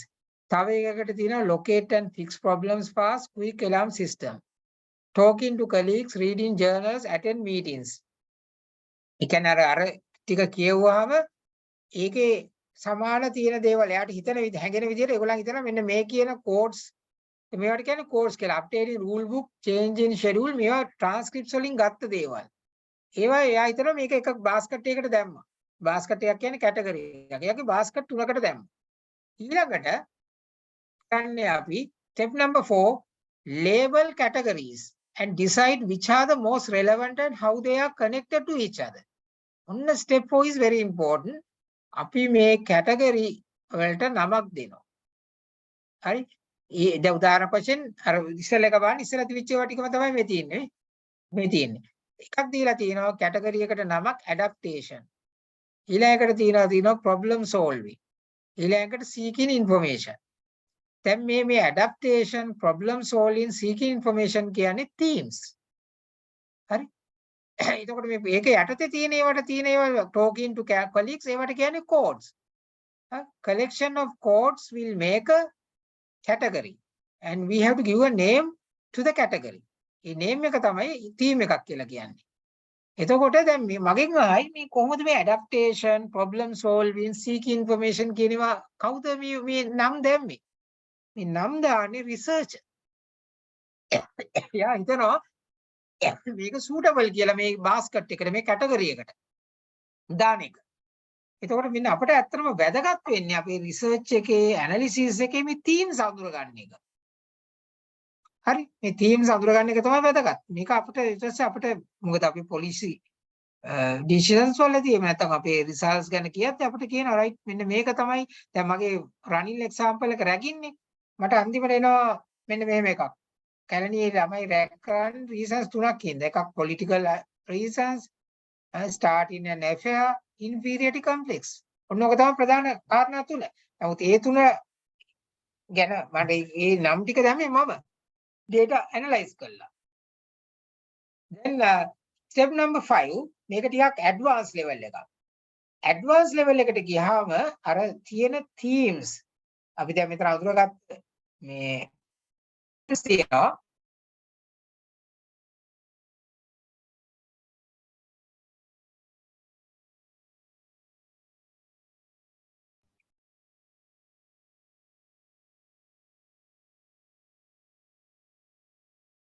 දැන් මේ තියෙන themes නැත්නම් category වල දීලා name adaptation, problem solving, seeking information. මෙන්න මේ themes අතර අන්තර් සම්බන්ධතාවයක් තියෙනවද? Whether there's a connection between these themes. මේක ටිකක් standard level එකක්. දැන් මගේ undergraduate level එකට මම මේක කියන්නේ. undergraduate level එකේ ළමයිට කියන්නේ මේ themes ටික identify කරගත්තාම ඇති. ඊට එහා යන්න එපා. but postgraduate level එකේ කියනවා try to identify connections, relationship between themes and which is prominent. මොකද්ද වැදගත්ම theme එක? ඒගොල්ලන් අතර hierarchy එකක් තියෙනවද? අන්න ටිකක් higher level එකට යනවා. මෙතන පේනවා ඇති මේ රිසර්ච් කරලා තියෙන වැඩේ මෙන්න මේ තෝරාගත්ත themes තුන අතර සම්බන්ධතාවයක් හොදලා පේනවා ඇති adaptation එකට මෙන්න මේ arrow keys වලින් පේන්නනවා. බලපානවා information seeking කියන එකයි problem solving කියන එකයි බලපානවා. මේක තමයි තිය standard level එකක්. then decide if there's a hierarchy among the category. Decide if one category is more important than the other. හරි? එතකොට මෙන්න මෙතෙන්දි පේනවා ඇති මේ constant adaptation. දැන් මෙතෙන්දි ඒක තේරෙන්නේ නැහැ නේ. මෙතෙන්දි මේ තුනම එක සමානව තියෙන්නේ. පසුවද තේරෙනවා මේ adaptation කියන එක තමයි superior. ඒක යටතේ ඉන්නේ problem solving, seeking information. මොකද ඔයාලට dataත් එක්ක analyze කරද්දී තේරෙනවා මේක තමයි මේ සම්බන්ධතාවයේ වැදගත් කියලා මෙන්න මෙහෙම පෙන්නනවා. මෙන්න මේක තමයි අපි කියන්නේ qualitative research එක model building, theory building. මේ research එක ඉවරුනාම මෙන්න පෙන්නනවා මෙන්න මේක තමයි මගේ model එක. arrows එකත් එක්ක. මෙන්න මේක තමයි වැදගත්ම දේ අන්තිමට. අපි ගොඩක් වෙලාවට PhD කරන කෙනෙකුට කියන්නේ මෙන්න මෙයාගේ model එකක් පෙන්නන්න. ඊට වඩා ටිකක් සංකීර්ණ වෙයි. ඊට පස්සේ අපේ තියෙනවා මේ වැදගත්ම දෙයක් මේක ගොඩාක් අයට මම කරන්න කියන එකක් තමයි results, findings. එතකොට අපි මෙතෙන්දි ගොඩක් වෙලාවට කරන්නේ අපි කියනවා අපි මේ ස්කෝලේ ටීචර් කෙනෙක්ව ඉන්ටර්විව් කරා. මට මේ රිසර්ච් ක්වෙස්චන් එක මම දන්නේ නැහැ මෙතන දීලා තියෙන එක හරියට. ඒකෙදි අපිට findings තුනක් හම්බුණා. ඒකේ තියෙනවා constant adaptation, information seeking, problem solving. මේ ටීචර්ස්ලාට ස්කෝලේදී අවශ්‍ය වෙන කාරණා තුනක්, factors තුනක්. ඒකෙදි constant adaptation is influenced by information seeking and problem solving. So those are the findings. Then importantly, you need to have a discussion of findings. What do you mean by discussion of findings? Then you have to compare your findings with the extant literature or the previous literature. Then A literature survey එකක් ඔයා කරලා තියෙනවා වගේ topic එක සම්බන්ධව already දැන් බලනවා මේ තියෙන themes තුනයි කරපු තියෙන literature වලත් මීට සම්බන්ධ මොන හරි literature තියෙනවාද? දැන් උදාහරණයක් වශයෙන් somewhat you can say that okay, in the previous literature and the researchers discuss about information seeking of teachers in schools. However, problem solving and constant adaptations were not found by the previous researchers. Hence, constant adaptation and problem solving are new findings, right? But information seeking is consistent with the existing literature, and thus is not a finding. අන්න ඒක තමයි අපි කියන්නේ මේ discussion of findings කියලා. You compare your finding with the previous literature. Not only that, මම කිව්වා in research you have to use some theories. දැන් මට මේකේ මතක නෑ මේකට මොකද පාවිච්චි කරලා තියෙන theory කියලා මම දන්නේ නෑ. The theory එකක් පාවිච්චි කරලා තියෙනවා නම් මොකක් හරි මේ විතර education research එකක් නේ. Then you have to compare your finding with the theory also. හරි? ඒකත් වැදගත්. So මෙන්න මේක තමයි step number 6 එක. එතකොට මම මෙතන පොඩි example එකක් ඔයගලන්ට කියලා දෙන්න යනවා. ඒකට තව ඔයගලන්ට තව පැහැදිලි වෙයි. හොඳටම මම මේක පාවිච්චි කරනවා. මම අතර postgraduate MBA ළමයිට උගන්වනකොට මේකේ මගේ රිසර්ච් ක්වෙස්චන් එක තමයි මම හිතන අපි හැමෝටම තේරෙනවා මේ ඉස්කෝලේ ඉන්න ටීචර්ස්ලා ගැන. ඒ රිසර්ච් ක්වෙස්චන් එක තමයි why did you choose teaching as a career? ඒ ඉස්කෝලේ ගන්න ටීචර්ස්ලාගෙන් අහනවා ඉතින් වෙන රසාවලුත් තියෙනවා අනන්තවත් කරන්න. හරි? එහෙනම් ඇයි මේ ටීචින් කියන එක ජොබ් එක තෝරගත්තේ? එතකොට මේකට අදාළව මම කරන්නේ ඉස්කෝලේ මේ මම ටීචර්ස්ලා 10 දෙනෙක්ව ඉන්ටර්විව් කරා. එතකොට මම ඉන්ටර්විව් කරලා ඒක රෙකෝඩ් කරා. ඒගොල්ලන් මොනවද කියන්නේ? ඇයි එයාගේ ටීචින් තෝරගත්තේ? ඉතින් ඒගොල්ලන් එක කාරණා කියනවා. ඊට පස්සේ මම කරේ ඉන්ටර්විව්ස් ටික අරගෙන ඇවිල්ලා මම ඒක රෙකෝඩින් එක වුන්කන් දීලා මම ට්‍රාන්ස්ක්‍රයිබ් කරනවා. එතකොට මට 10 දෙනෙක් ඉන්ටර්විව් කරා නම් ට්‍රාන්ස්ක්‍රිප්ට්ස් තියෙනවා කීයක්ද? 10ක්. ඊට පස්සේ මම කරන්නේ මේක ඇනලයිස් කරනවා. දැන් මේකදී ඇනලයිස් කරන්න පාවිච්චි කරන්න පුළුවන් NVO කියලා software එකක් තියෙනවා. ඒක මමත් පාවිච්චි කරනවා. නමුත් මම ගොඩක් වෙලාවට ඇනලිසිස් එක කරන්නේ මැනුවලි. NVO පාවිච්චි කරනවා data store කරන්න. මොකද ඒකේ reliability එක වැඩි කරන්න පුළුවන්. නමුත් ඇත්තටම NVO එකට දුන්නොත් පාවිච්චි කරන්න ඒගොල්ලන් NVO comes with a very funny themes. ඒකද ඒගොල්ලන් කරන්නේ repeat කරපු word බල ඒගොල්ලන් මොකක් කර වචනයක් දෙනවා sometimes they are not sensible. ඒ වචනේ කිසිම තේරුමක් නැති වචන දෙන්නේ. ඒ හින්දා unless there are hundreds of transcripts, I think you must do the analysis manually and use NVO to store data, and I mean it gives you nice diagrams. ඒ වගේ දේවල් වලට පාවිච්චි කරන්න පුළුවන්. ගොඩාක් දේවල් එක වෙනම සාකච්ඡාවක්. දැන් මෙතෙන්දී දැන් මම මොකද්ද කරේ මේ 10 දෙනෙක් ටීචර්ස්ලා ඉන්ටර්විව් කරා. මොකද යාගේ අහන ප්‍රශ්නේ ඇයි මේ ටීචින් නම් පාවිච්චි කරේ? ඊට පස්සේ ඒගොල්ලන්ගේ ට්‍රාන්ස්ක්‍රිප්ට්ස් බල මම මේක ඇනලයිස් කරන්න යනවා. මම පෙන්නන ඇනලයිස් කරන විදිය ඒකට මම පාවිච්චි කරනවා Excel sheet එකක්. ඒක ලේසියෙන්ම කරන්න පුළුවන්.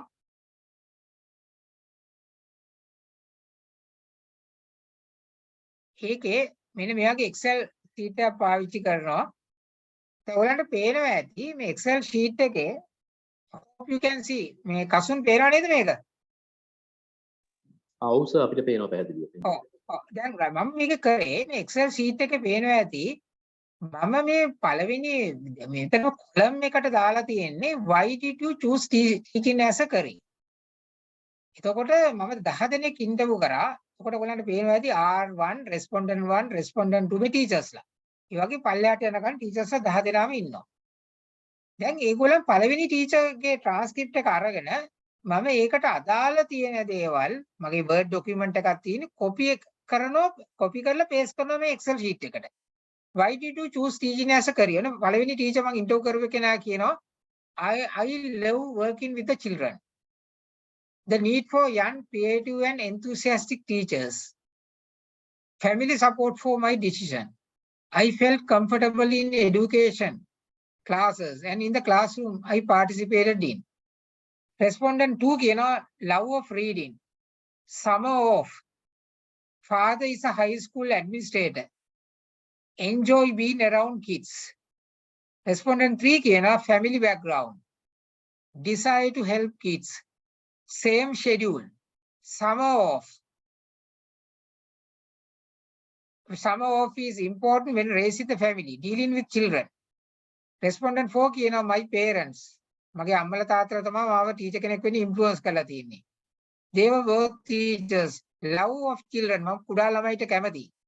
I thought teaching and look like it would be a fun and enjoyable career. Respondent 5 I had some wonderful talented teachers as well as apathetic, terrible teacher. මට උගන්වන්න හිටිය බොහොම දක්ෂ අයයි අදක්ෂ අයයි. I knew I could be better than some I had. මට හිතෙනවා මට උගන්වපු සමහර නරක අයට වඩා හොඳට උගන්වන්න පුළුවන්. I wanted to make people feel good and confident. දැන් මේ නොයෙකුත් දේවල් කියනවා. දැන් මේක දැක්කාම ඉතින් මේක දැන් career transcript එකේ මෙතනට ගත්තා. දැන් මේක තමයි first order coding. දැන් අපිට මේක දිහා බල අපිට බලන්න ඕනේ මේකෙන් මේකේ මේ කියන 10 දෙනා සමහර දේවල් සමාන දේවල් කියනවා. දැන් එකම අදහස් තියෙන දේවල් තියෙන උදාහරණයක් වශයෙන් මේකෙන් 5 දෙනෙක් කියන්න පුළුවන් I took up teaching career because I love kids. මම ළමයිට කැමතියි. තව කෙනෙක් කියනවා මම I chose teaching career because my parents influence. මේක හොඳට ඇනලයිස් කරද්දී එහෙම පේනවා. අන්න ඒවා තමයි themes කියලා කියන්නේ. දැන් මේ data වල themes කියලා වචනයක් නැහැ. අපි මේවා බලලා මේ සමාන මේගොල්ලන් කියන අදහස් එක බාස්කට් එකකට දානවා theme එකක් දෙනවා. දැන් ඒක ඔයගොල්ලන්ට තවත් පැහැදිලි වෙයි.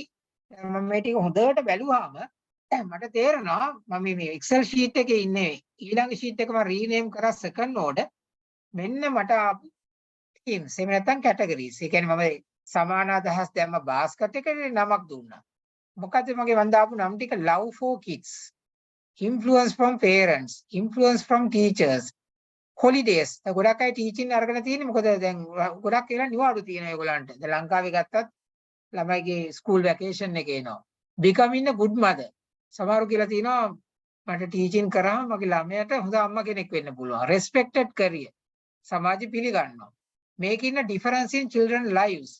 love for reading. දැන් මම මේ theme කවුද දුන්නේ? මේවට මම තමයි researcher. දැන් මම මේ දුන්නේ අර data දිහා බලලා. දැන් මම මේක දීලා තියෙන්නේ දැන් උදාහරණයක් කියනවා ඔයගලන්ට පේනවා ඇති second column එක තියෙන්නේ number of codes. එතෙන්දි පේනවා 7ක් codes 7ක් තියෙනවා. ඒ කියන්නේ මම ඉන්ටර්විව් කරපු 7 දෙනෙක්ම කියලා තියෙනවා ඒගොල්ලන් ටීචින් තෝරගෙන තියෙන්නේ ඒගොල්ලන් ළමයිට ආදරෙ හින්දා කැමති හින්දා. හරි මම මෙතන මේ codes 7 දාලා නැහැ. හරිනම් මේ codes 7ක් පෙන්වන්න ඕනේ. ඒ කියන්නේ ඒගොල්ලන් එක විදියට කියන්නේ ඒගොල්ලන්ට ආදරේ කියලා. සමහරව කියනවා I love kids, සමහරව කියයි I like කියලා කියයි, සමහරව කියයි මොකක් කරේ ඒගොල්ලන්ගේ වචන ටික මම තමයි දෙන්නේ. ආයිත් මේගොල්ලන් කියන්න හදන්නේ මේක.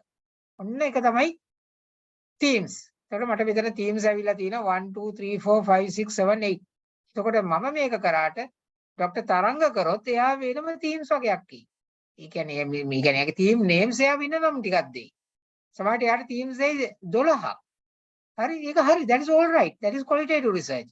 මෙන්න මේක තමයි අපි ගොඩක් වෙලාවට පාවිච්චි කරන්නේ මේ analysis වල qualitative research වල.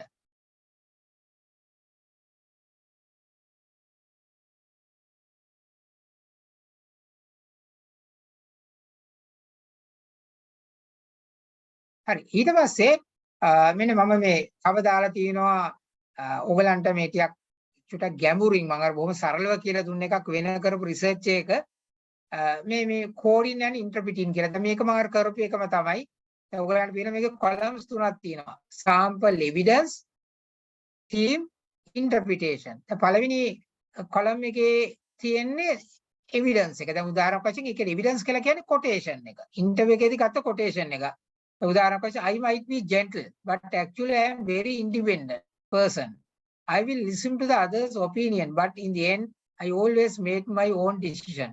එක කවුද කියලා තියෙන්නේ ලියන් යුන් කියන එක කියලා ඉන්ටර්වියුවී.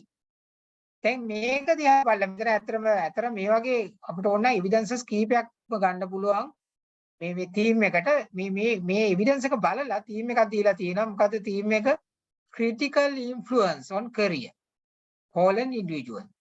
හරි. එතකොට මේක තීම් එක දීලා තියෙන්නේ රිසර්ච්. ඒක ඉන්ටර්ප්‍රිටේෂන් එකකුත් දීලා තියෙනවා. I make my own way but I do it in a way that is feminine. මේක ටිකක් ඔය feminine පැත්තක තියෙන රිසර්ච් එකක්. හරි. එතකොට මේක තවදුරටත් අපිට පුළුවන් මේ අපේ කෝඩ්ස් තීම්ස් තවදුරටත් මේ වගේ කොලම් එක දාලා තවදුරටත් විස්තර කරන්න. මේක එවිඩන්ස් එක, මේක තීම් එක, මොකක්ද එකකින් ඉන්ටර්ප්‍රිටේෂන් එක. ඊළඟට මෙන්න මේක වැදගත්. මේකට කියන්නේ කෝඩ් බුක් එකක් කියලා. දැන් අපි ඉගෙන ගත්ත දැන් ඔයගලන්ට ගොඩක් වෙලාවට කියලා දුන්නේ තීම් එකක්. ඒකේ සබ් තීම්ස් කියලා දුන්නේ නැහැ. දැන් මම කිව්ව ගොඩක් වෙලාවට මගේ රැගින් එකේ නම් මම කියලා දුන්නා මගේ තියෙන්නේ තීම්ස් තුනයි. මොකද්ද? inferiority complex, starting an affair, political ideology. ඊට මගේ teaching එකේ තිබුණ 7ක් නැත්නම් 8ක්. මතක තියාගන්න. In qualitative research you can have sub themes, sub categories if you like. දැන් මේ කරපු රිසර්ච් එකක උදාහරණයක් ඒකේ තියෙනවා main themes තියෙනවා 5. Making career decisions, career management, career development, individual collective goals, career success.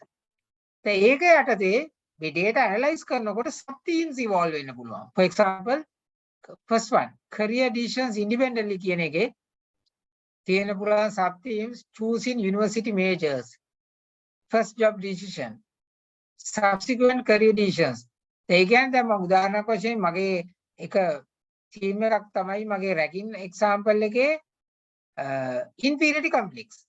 නමුත් ඒකේ data හොඳට තව ගොඩක් data ගත්තාම සමහර inferiority complex එක අපිට තව ඒකටද sub themes දෙකකුත් ගන්න පුළුවන්. Inferiority complex due to family background. Inferiority complex due to caste. උදාහරණයක් වශයෙන්. හරි? කුලයේ හින්දා මොකක් කරේ යන්නේ එහෙම කඩා ගන්න පුළුවන්. ඒ dataත් එක්ක බලලා කරන්න පුළුවන්. ඒ වගේ අවශ්‍ය මේක අත්‍යවශ්‍ය නැහැ. සමහරවිට තියෙන themes විතරයි වගේ research එකේ. sub themes නැහැ.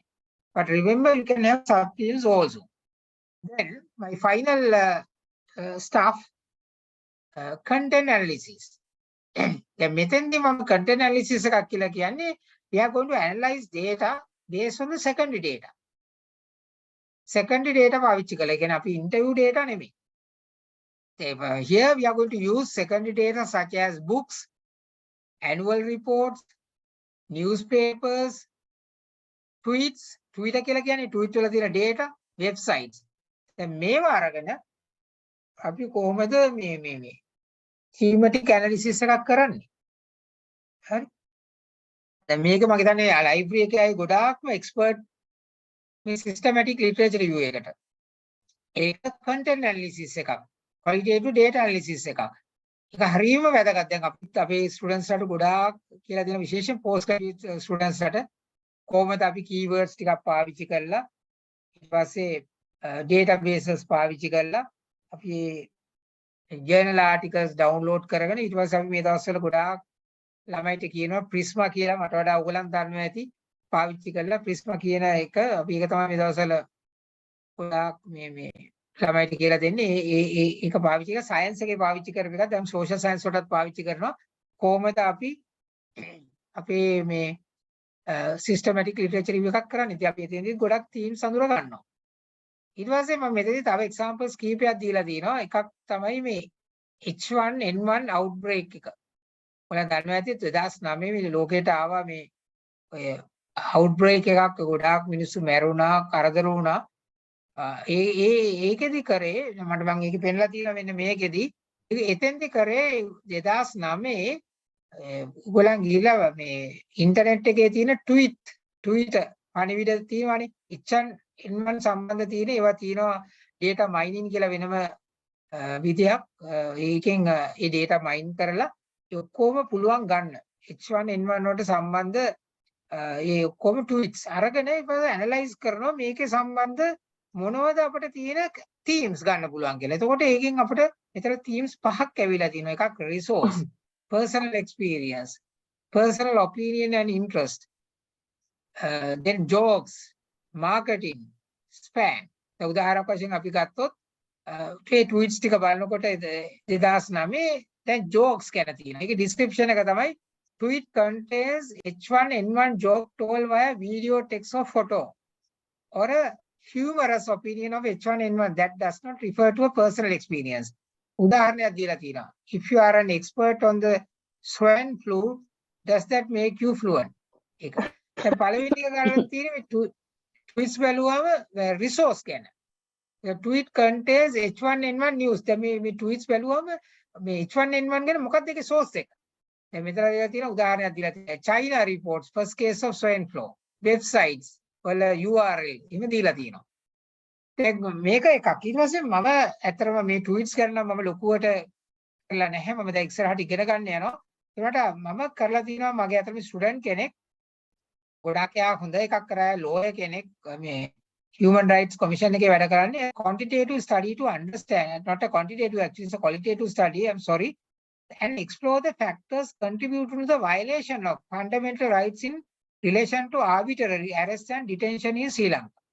එයා ඒක කරේ එයා ඉන්න මේ human rights commission එකේ තියෙනවා ගොඩාක් files අරන් තිබුණා අවුරුදු 5ක විතර අරගෙන ඒකේ තියෙනවා ගිහිල්ලා අර ගොඩක් වෙලාවට මේ අපි ගිහිල්ලා අපි එළියේ ඉන්න මිනිසුන් අපි මේ arrest කරපු අය ඉන්නවා arbitrary. කියන්නේ යාට නිකම්ම ගිහිල්ලා හරියට වරෙන්තුවක් නැතුව arrest කරපු අය ඒගොල්ලන්ගේ තියෙන කතන්දර තියෙන files තියෙනවා.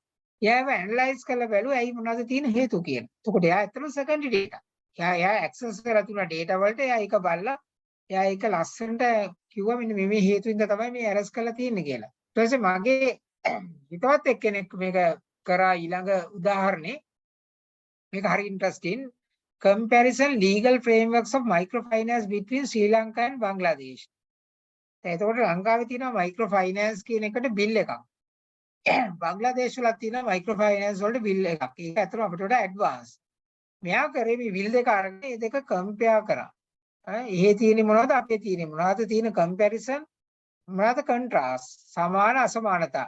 හරි වැදගත් ඇත්තම ලංකාවේ ඇත්තටම microfinance bill එක තාම හරියට පාස් වෙලා නැහැ පාර්ලිමේන්තු එකේ. ඒක ඇත්තට හොඳ නැහැ. මොකද්ද අපිට බංග්ලාදේශ වල ඉගෙන ගන්න පුළුවන් comparison study එකක්. එතකොට එයා data interview කරේනේ තියෙන bill දෙක අරගෙන මේ දෙක කරා. මේකට කියන්නේ මේ content analysis එකක් කියලා. ඉතින් මම ඇත්තටම ගොඩක් වෙලාවට as a researcher I actually, I mean, at our postgraduate and undergraduate level, I actually supervise mostly primary research, where the student is supposed to go out, collect data by using interviews, right, and come back and transcribe, and then by using thematic analysis, they analyze the data, right? That's what I have been doing, but I am really excited to learn how we can, analyze data by using websites. Tweets is a different ball game, but it's very exciting, and there are so many opportunities in the future, right? Because it goes hands in hand with data science also. ඒකත් ගොඩාක් වැදගත් වෙනවා. දැන් මට තව එක උදාහරණයක් කියන්න පුළුවන්. ඒක තිබිච්ච එකක්. මොකද මේ presidential election එකේදී මම හිතන්නේ මේ හිලරි ක්ලින්ටන් මොකද එයාට එන emails එයාගේ තියෙන message එකකට මම හිතන්නේ she was getting about tens of thousands of emails එයාට ආපු. ඉතින් ඒව analyze කරන්න බෑ අත්‍තරම මම කිව්වා වගේ මේ manually ඒ ඔක්කොම ටික අරගෙන මේ අපිට පුළුවන් මේ data science අපේ තියෙන methods වලින් ඒ data mining කරලා එන්න බලා ගන්න පුළුවන් ඒ කියන emails වල මොනවද අන්තර්ගතේ. ඒවා තියෙන sentiments කියලා කියන්නේ. ඒ sentiments මොනවද? මේ හිලරි ක්ලින්ටන්ට වාසිදායකද අවාසිදායකද? ඉතින් හරි ලොකු හරි වටිනවා ඒක මේ presidential campaign එකට. That is a typical qualitative content analysis. ඒක මේ manually කරන්න බෑ. ඒක අරගෙන නැවත NVO පාවිච්චි කරන්න පුළුවන්. NVO වල තියෙනවා එහෙම මේ approach එකක්. ඒ ඔක්කොම ටික අරගෙන ඒ data ටික ඒගොල්ලෝ බලලා ඒකේ රටාවක් ගන්නවා. අර bird cat කියලා කියන්නේ ඒ වගේ ඒ ඔක්කොම වචන වලින් පෙන්නනවා මෙන්න මේවා. ඒක positive ද කියලා බලන්න. positive නම් එයාට හොඳයි. ඒ negative තියෙනවා කියන්නේ එයාට අවාසි. ඉතින් finally what I want to tell you is if you are interested in qualitative research, I want you to learn NVO. I'm happy that our faculty has purchased NVO license. it is a bit expensive. I think it is very difficult to find out a free version on internet. Internet එකේ නැහැ free version එකක්. ඒකේ මම හිතන්නේ crack versions තමයි ගන්න වෙන්නේ. Then there's another software called Atlas. I am not familiar with, but I can say that a lot of people in my field, I mean area management, they use NVO. NVO තමයි best. I have used in my PhD. So I think with that, I would like to finish my session. If you have any questions, you can ask now. Hope I managed time. I was asked to, I think deliver this session within 1.5 hours, I guess, Dr. Taranga. If you have anything, you can ask now. Yes, sir. Thank you very much. As a management professor, yeah, you have even managed the time very well. So now it's the time to the audience to ask any questions from Professor Ruwan Abeysekera on today's presentation.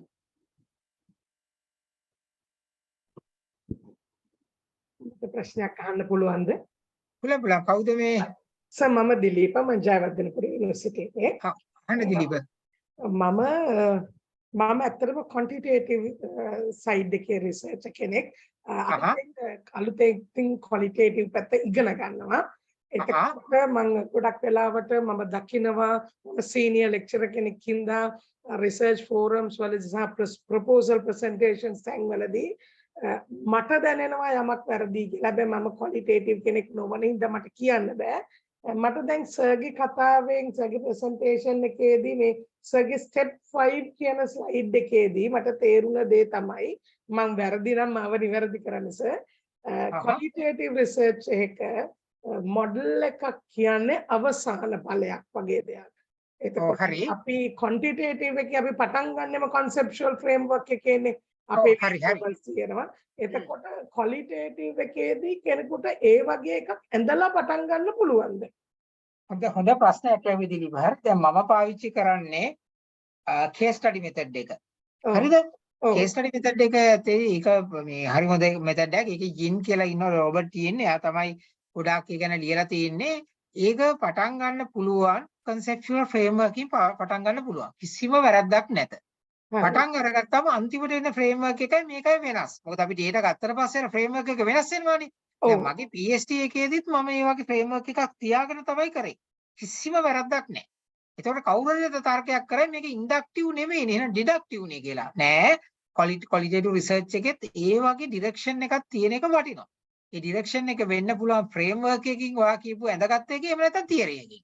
දැන් තමයි තමන්ගේ theory දැන් උදාහරණයක් වශයෙන් theory of co-production කියලා එකක් තියෙනවා. ඒක පාවිච්චි කරන්න පුළුවන් ඔයාගේ direction එකට. එහෙම නැත්නම් අර ලස්සනට අර තමන් literature කියවලා එන concepts ටික පාවිච්චි කරලා හැබැයි මේ අදින diagram එක අර quantitative research එක වගේ අර arrows දාන්නේ independent variable dependent variable කියලා. එකක් නෙමෙයි මේ. මේ තියෙන එක තමයි සර් මං අහන්නේ. දැන් මම දැකලා තියෙනවා එහෙම අඳිනේවා. එහෙම අඳින සම්පූර්ණ එහෙම අඳින එක වැරදි නේද කියලා. වැරදි. මම ඉන්න ගොඩාක් තැන්වල එහෙම වැරදිලා තියෙනවා. මම සම්පූර්ණ ඒක ඒ ළමයාට කියනවා සම්පූර්ණ මේක වැරදි කියලා වෙනස් කරන්න කියලා. එහෙම අඳින්න බෑ. ඒක තමයි සර් මගේ තියෙන ගැටලුව. නමුත් දැන් මම ඉන්න ෆෝරම් වල මම කමෙන්ට් කරන්න යන්නේ නැහැ. මොකද මම quantitative කෙනෙක් නෙවෙයි. මම qualitative expert කෙනෙක් නොවන ඉඳා. නමුත් මට තේරෙනවා ඒක වැරදි කියලා. මම ඉගෙනගෙන අහලා ඉගෙනගෙන තියෙන දේවල් නෝ දැන් මට කියනකොටත් ඒක තමයි මට තේරුනේ. එතකොට සර් ඒගොල්ලෝගේ සමහර අයගේ තර්කය තමයි අර සර් කියවනේ ඉන්ඩක්ටිව් කෝඩින් කියන එක. ඒ කියන්නේ කලින් රිසර්ච් වලින් අපි අන්න ඒ ටික අඳින්න පුළුවන් කියලා. එහෙම එකක් තියෙනවා. අපි එහෙම අඳිනවා. අපි ඒව අතර සම්බන්ධතාවක් අඳිනවා. බට් අර ඉන්ඩිපෙන්ඩන්ට් ඩිපෙන්ඩන්ට් කියලා පෙන්නලා නෙමෙයි. නෙමෙයි. අපි ඇත්තටම කියන්නේ මෙතෙන්දි කියන්නේ qualitative research වලදී කියන්නේ hypothesis නෙමෙයි අපි කියන්නේ. පාවිච්චි කරන්නේ propositions කියලා. දැන් මම හොඳ උදාහරණයක් කියන්න අපි හිතන්න දැන් අපේ ජැප්නා වල තිබ්බා military camp එකක්. දැන් අපි හිතන්නේ camp එක වැහුවට පස්සේ එතන ඉන්න මිනිස්සුන්ගේ අපි හිතන්නකො income එක අඩු වුණානේ. දැන් අපි proposition එක අපි ලියන්නේ මෙන්න මෙහෙම දෙයක්. The people who are living around the Jaffna camp, military camp, is hampered by the closure of the ආමිකයන් අන්න එහෙමකද එහෙම ලියනවා. දැන් අපි ඒක කියන්නේ අපිට තියෙන ඉන්ටියුෂන් එකෙන්. එතකොට ඒක අපි ඒක ඇවිල්ලා ඔප්පු කරලා නැහැ. දැන් අපි හයිපොතෙසිස් එකක් ලියන ලිටරේචර් කියවලා ඒක ඉස්සෙල්ලා රිසර්චර්ස්ලා පෙන්නලා දීලා තියෙන එකනේ. දැන් හයිපොතෙසිස් ලියන්නේ එහෙම නෙමෙයි. අපේ ගට් ෆීලින් එකෙන් ඉන්ටියුෂන් එකෙන් එක්ස්පීරියන්ස් එකෙන්. ඒව ලිටරේචර් වල කතා කරලා නැහැ. හරිද? එතකොට ඒක එකක්. ඊළඟට ඔයාගේ ප්‍රශ්නෙට මේ උත්තරේ සමහර ඒවා අපිට ලිටරේචර් වලින් කියවලක් තියෙනවා. එතකොට ඒවා තියෙන සහසම්බන්ධතාවය පෙන්වන්න. හැබැයි මෙතෙන්දී අර ඉන්ඩිපෙන්ඩන්ට් ඩිපෙන්ඩන්ට් කියලා පෙන්වන්නේ. එහෙම පෙන්වනවා කියන්නේ ක්වොලිටේටිව් එකක් වැඩක් නැහැ.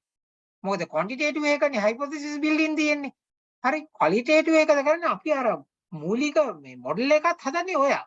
අර තියෙන මොඩල් එකක් ගන්න බෑ මේ ලිටරේචර් වල තියෙන එක. ඔයාට මේව කියවනකොට ඔළුවේ මයින්ඩ් හොඳම වචනේ අර මයින්ඩ් මැප් එකක්. අන්න ඒකක් වගේ අඳගන්න එක තමයි කරන්නේ. ඒක තමයි ෆ්‍රේම්වර්ක් එක කියන්නේ. නැතුව අර independent dependent නෙමෙයි. ඒක වැරදි. Right sir. Thank you sir. Right. So මටත් කාරණයක් තියෙනවා චුට්ටක්. දැන් අපි thesis PhD වගේ thesis එකක් කරද්දී qualitative research එකක් කරනකොට දැන් අපේ final මේවා එක වෙන්නේ framework එකක්. එතකොට අපි ඇත්තටම ආපහු conceptual framework එකකුත් පෙන්වන්න ඕනද මේ මුලිනුත් thesis එකේදී? ඔව් දැන් උදාහරණ මගේ රිසර්ච් එක ගත්තොත් මම රිසර්ච් එක කරේ මගේ එක බලන්න ඇත්තට මගේ එක බලන්න පුළුවන් ඔයගලන්ට ගිහිල්ලා මගේ නම ගහන්න Google ස්කෝලේ එකේ තියෙනවා. දැන් එතකොට මම මුලදී බොහොම බේසික් එකකින් පටන් ගත්තා. හරි එතකොට මට ඒක හරි උදව් කරා. මොකද ඒක yin කියලා තියෙනවා මේ කේස් ස්ටඩි එකේ පාවිච්චි කරන්න පුළුවන්. yin නෙමෙයි මම දැන් කරපු ගොඩාක් phenomenology වල පාවිච්චි කරනවා, narratives වල පාවිච්චි කරනවා, grounded theory විතරයි පාවිච්චි කරන්නේ නැත්තේ. grounded. ඉතින් ඒක ගිහිල්ලා අර අන්තිමටම මගේ ආපු මොඩල් එක අර මුලදී තිබිච්ච මොඩල් එකේ දේවල් එහෙමම ගොඩක් දේවල් තියෙනවා. ඊට වඩා ගොඩක් දේවල් එකතු වුණා. මගේ dataත් එක්කලා. එතකොට මම අන්තිමට වෙනම මොඩල් එකකුත් පෙන්නුවා. පෙන්වුවා. අර ඒක ඔව්. ඒක ප්‍රශ්නයක් නැද්ද සර්? ඒ කියන්නේ මුලින්ම අපි පෙන්නලා ආපහු ලොකු වෙනසක් නොතිබුණොත් දැන් තාම ඉවර නැති නිසා මම දන්නෙත් නැහැ. එතකොට ප්‍රශ්නයක් නැහැ එහෙම දෙපළ මෙහෙමයි ප්‍රශ්නයක් නැහැ. නමුත් අපි පුළුවන් තරම් උත්සාහ කරන්න ඕනේ ලොකු වෙනසක් අවශ්‍ය නැහැ. යම් කිසි දෙයක් මේකට අලුතෙන් එනවනම් හොඳයි. අපි දැන් මොකද අපි qualitative research එකක් කියන්නේ new findings නේ. එතකොට අපි චුට්ටක් හරි එක්ක අඩු ගානේ මේක අතර තියෙන connection වල වෙනසක් අර මං පෙන්නුවේ අර hierarchy එකේ වෙනසක් මේ තියෙන concepts වල මොකක් හරි අලුත් දෙයක් පෙන්වන තරමට වටිනවා. හැබැයි දැන් මෙහෙමයි දැන් උදාහරණයක් මම තව උදාහරණයක් කියන්නම්. දැන් අපි සමහර වෙලාවට තියෙනවා දැන් qualitative research වල තියෙනවා දැන් සමහරව පාවිච්චි කරනවා institutional theory එක කියලා එකක් තියෙනවා ස්කොට්ගේ. එයා කියලා තියෙනවා මොකක් හරි දෙයක පාවිච්චි කරන්නේ pillars තුනක් තියෙනවා. එකක් ඔය regulatory normative කීකී තුනක් තියෙනවා. දැන් සමහරව කරන්නේ දැන් අර conceptual framework එකට අර වා කිව්වා වගේ අර මුල අර තුනක් ලියාගෙන තියෙනවා. normative regulatory එහෙම කියලා තුනක් තියෙනවා. එතකොට මෙයා ඉන්ටර්වයුව කරලා අර ඒකට අදාළ තුනට අදාළ දේවල් තමයි එන්නේ. එතකොට අර යාගේ මූලික කාරණා තුන වෙනසක් වෙන්නේ නැහැ. හැබැයි ඒකේ යටතේ කාරණා තියෙන දැන් ලංකාවේ රෙගියුලේටරි අපි හිතන්නේ ඒකේ යටතේ අපි ප්‍රැක්ටිස් කරන විදිය වෙනස්නේ. අර ඒව විතරයි අලුත්. පැහැදිලිද මම කියන එක? ඒක මේන් ෆැක්ටර්ස් තුනයි අර ඒකේ යටතේ තියෙන ෆැක්ටර්ස් අලුත්. ඒකයි. ඒක ගොඩක් වෙලාවට මම අර කියපු එක සෑහෙන්නම මේ බැක් වෙලා තියෙන තියරි එකට. තියරි එකේ තියෙන කාරණා තුනමයි පාවිච්චි කරන්නේ. අලුත් දේවල් මුකුත් කරන්නේ නැහැ. ඒක පුළුවන්. හැබැයි මම නැවත කියනවා මේ grounded theory පාවිච්චි කරන අය මේකට කැමති නැත. ඒගොල්ලන් කියන්නේ මේක theory එකක් framework එකක් පාවිච්චි නොකරම මේක කරන්න කියලා. හැබැයි ඒගොල්ලන් ඇත්තම කතාව මේක මම කියන එක කියන්න එපා. ඉතින් ඒ වගේ දේවල් ඔළුවේ තියාගෙන තමයි වැඩ කරන්නේ. එහෙම නැතුව හරි අමාරුයි කරන්න. මම නම් හැබැයි theory එකක් හරි framework එකක් එක යන්න කියලා මම කියන්නේ. මොකද ඒක හරි ලේසි thesis එකක් කරනකොට මොකද thesis එකේ තියෙනවා discussion of finding කියලා එකක්. ඕක ලියන්න ගියාම අමාරු වැටෙනවා නැත්තම් අන්තිමට. මොකද අපි you have to compare your findings with the literature නේ. තේරුණාද? ඔව්. තව ඒකටම බැඳුණු කාරණයක් දැන් ඇත්තටම මේ අපි සාමාන්‍ය මෙතඩොලොජි එකේ කතා කරනවානේ මේ theoretical framework එක එහෙම මේ සර් කියපු philosophy එක ඔය ටික කාරණා දැන් ඇත්තටම අපි chapter wise යනකොට දැන් හුඟ වෙලාවට අපි පළවෙනි chapter එකේ තමයි ඔය කියන කාරණා ටික ඇතුළත් කරන්නේ. නමුත් මට ප්‍රශ්නයක් ආවා qualitative data එකකදී ඒකට එබුවොත් එහෙම ඇත්තටම first chapter එකට එබුවොත් මේ කියන කාරණා එතන නිකන් flow එකේ පොඩි වෙනසක් වගේ තේරෙනවා මට. methodology එක ඒ කියන්නේ third chapter එක විදිහට වගේ අපි වෙනම තියාගෙන ගියොත් මේ කියන කාරණා ෆිලොසොෆි එක ඒ කාරණා ඒ chapter එකට ඇතුල් කරන්න පුළුවන් අපිට කොහොමද ඒක possible? මම දැන් ඔය ෆිලොසොෆි එක ලියනකොට දැන් සමහරු නම් සෝන්ඩර්ස්ගේ මේ රිසර්ච් අනියන් එක පාවිච්චි කරන්නේ මම නම් ඒක හොඳයි ඒක වැරදක් කියන්නේ දැන් මම නම් මේ third chapter එක ලියන්නේ මේ විදියට මම ඉස්සෙල්ලාම qualitative research එක ඉස්සෙල්ලාම කරන්නේ රිසර්ච් ෆිලොසොෆි එක ලියනවා ඒකෝද මම ඒක මම හරියට ඒකට කාලේ වැය කරනවා මගේ හොඳට මම විස්තර කරනවා ෆිලොසොෆි එක කියන්නේ මොනවද කියලා අන්තිමට මම කියනවා රයිට් මගේ එකේ මම බලන්නේ මල්ටිපල් රියැලිටි එකක් ඒ හින්දා මම සෝෂල් කන්ස්ට්‍රක්ටිවිසම් ඊට පස්සේ මම යනවා ලොජික් එකට ඊට පස්සේ මම කියනවා මගේ එකේ ඉන්ඩක්ටිව් ඊට පස්සේ මම යන එකත් ඉස්සෙල්ලා කියනවා ඩිඩක්ටිව් ඉන්ඩක්ටිව් වෙනස ඊළඟට මම යන ඇප්‍රෝචස් ඒබර මම ඇප්‍රෝචස් වල කියනවා මෙන්න මේව ඇප්‍රෝචස් තුනක් තියෙනවා නමුත් මම පාවිච්චි කරන්නේ ක්වොලිටේටිව් හේතුව මගේ ෆිලොසොෆි එක සෝෂල් කන්ස්ට්‍රක්ටිවිසම් මගේ ලොජික් එක ඉන්ඩක්ටිව් ඊට පස්සේ ඒ කාරණාවල පස්සේ මම ක්වොලිටේටිව් නම් ඊළඟට වැදගත්ම දේ තමයි රිසර්ච් ටයිප්ස් මම කියනවා රිසර්ච් ටයිප් පහක් තියෙනවා නැරටිව් පිනොමොලොජි හැම එකක්ම සංක්ෂිප්තව මේවා කරනවා කියලා ඊට පස්සේ කියනවා මම පාවිච්චි කරන්නේ මගේ ස්ටඩි එකට මේ case study. හැබැයි නිකන් කියන්න බෑ. You have to justify why you are using case study. ඇයි ඒවට phenomenology පාවිච්චි කරන්න තිබුණානේ? ඇයි ඒවට පාවිච්චි කරන්න තිබුණානේ ethnography? ඇයි මේ case study පාවිච්චි කරන්නේ? ඒක හරි වැදගත්. වයිවා එකේ මම අහනවා හැම වෙලේම. ඇයි case study කරේ? ඇයි grounded theory කරේ? එතකොට you have to justify. ඒක නම් හරිම වැදගත්. ඊට පස්සේ ඒ ටිකෙන් පස්සේ අපිට ඊළඟ එක තමයි වැදගත්ම දේ ඔන්න යනවා අපි මේ වගේ මේ sampling වලට. කොහොමද මේ කරේ? මොකද qualitative research එක නම් මේ අපි යන්නේ මේ purposive sampling. හරි. එතකොට මේ ඒක ගැන අපි විස්තර කරනවා. ඊට පස්සේ data collection වලට යනවා. මොකක් data collect කරේ කොහොමද කියලා. ඊට පස්සේ අපි කියනවා වගේ field work ගැන විස්තර කරනවා. ඊට පස්සේ වා ගොඩක් අය කියනවා මේ reliability validity කියන එක නැහැයි කියලා qualitative research එක. ඒක නෑ තියෙනවා. qualitative research වලත් පුළුවන් reliability validity බලන්න. ඊට පස්සේ වැදගත්ම දේ තමයි ඊපස්සේ අපි කියන ඇනලිසිස් කරන මෙතඩ් එක මේ thematic analysis එක විස්තර කරනවා ඊට පස්සේ අන්තිමට දානවා ethical consideration මේක බලනවාමයි qualitative research කරද්දී මොකද්ද ඔයා ගත්ත ethics ගැන කොහොමද බැලුවේ ඔයා ඒගොල්ලන්ගේ consent form එකක් අස්සම් කරගත්තද නැත්ද ඒ කතන්දර ඔක්කොම ගන්න ඕනේ පැහැදිලි ඔයගොල්ලන්ට මොන හරි ඕනනම් මං හිතන්නේ මේ මං ටයිප් කරන්නම් මගේ මේ email address එක මාව contact කරන්න මම උදව් කරන්නම් මේ ප්‍රශ්නයක් නැහැ මේකේ. more than happy to help you. මේක මේ මම දැම්මා. දාලා මේ මට දාන්න මේ මම නැත්තම් මට කතා කරන්න මගේ ටෙලිෆෝන් නම්බර් එකක් දාන්න. මේ මට කතා කරොත් මම දන්න දෙයක් තියෙනවා මම උදව් කරන්නම්.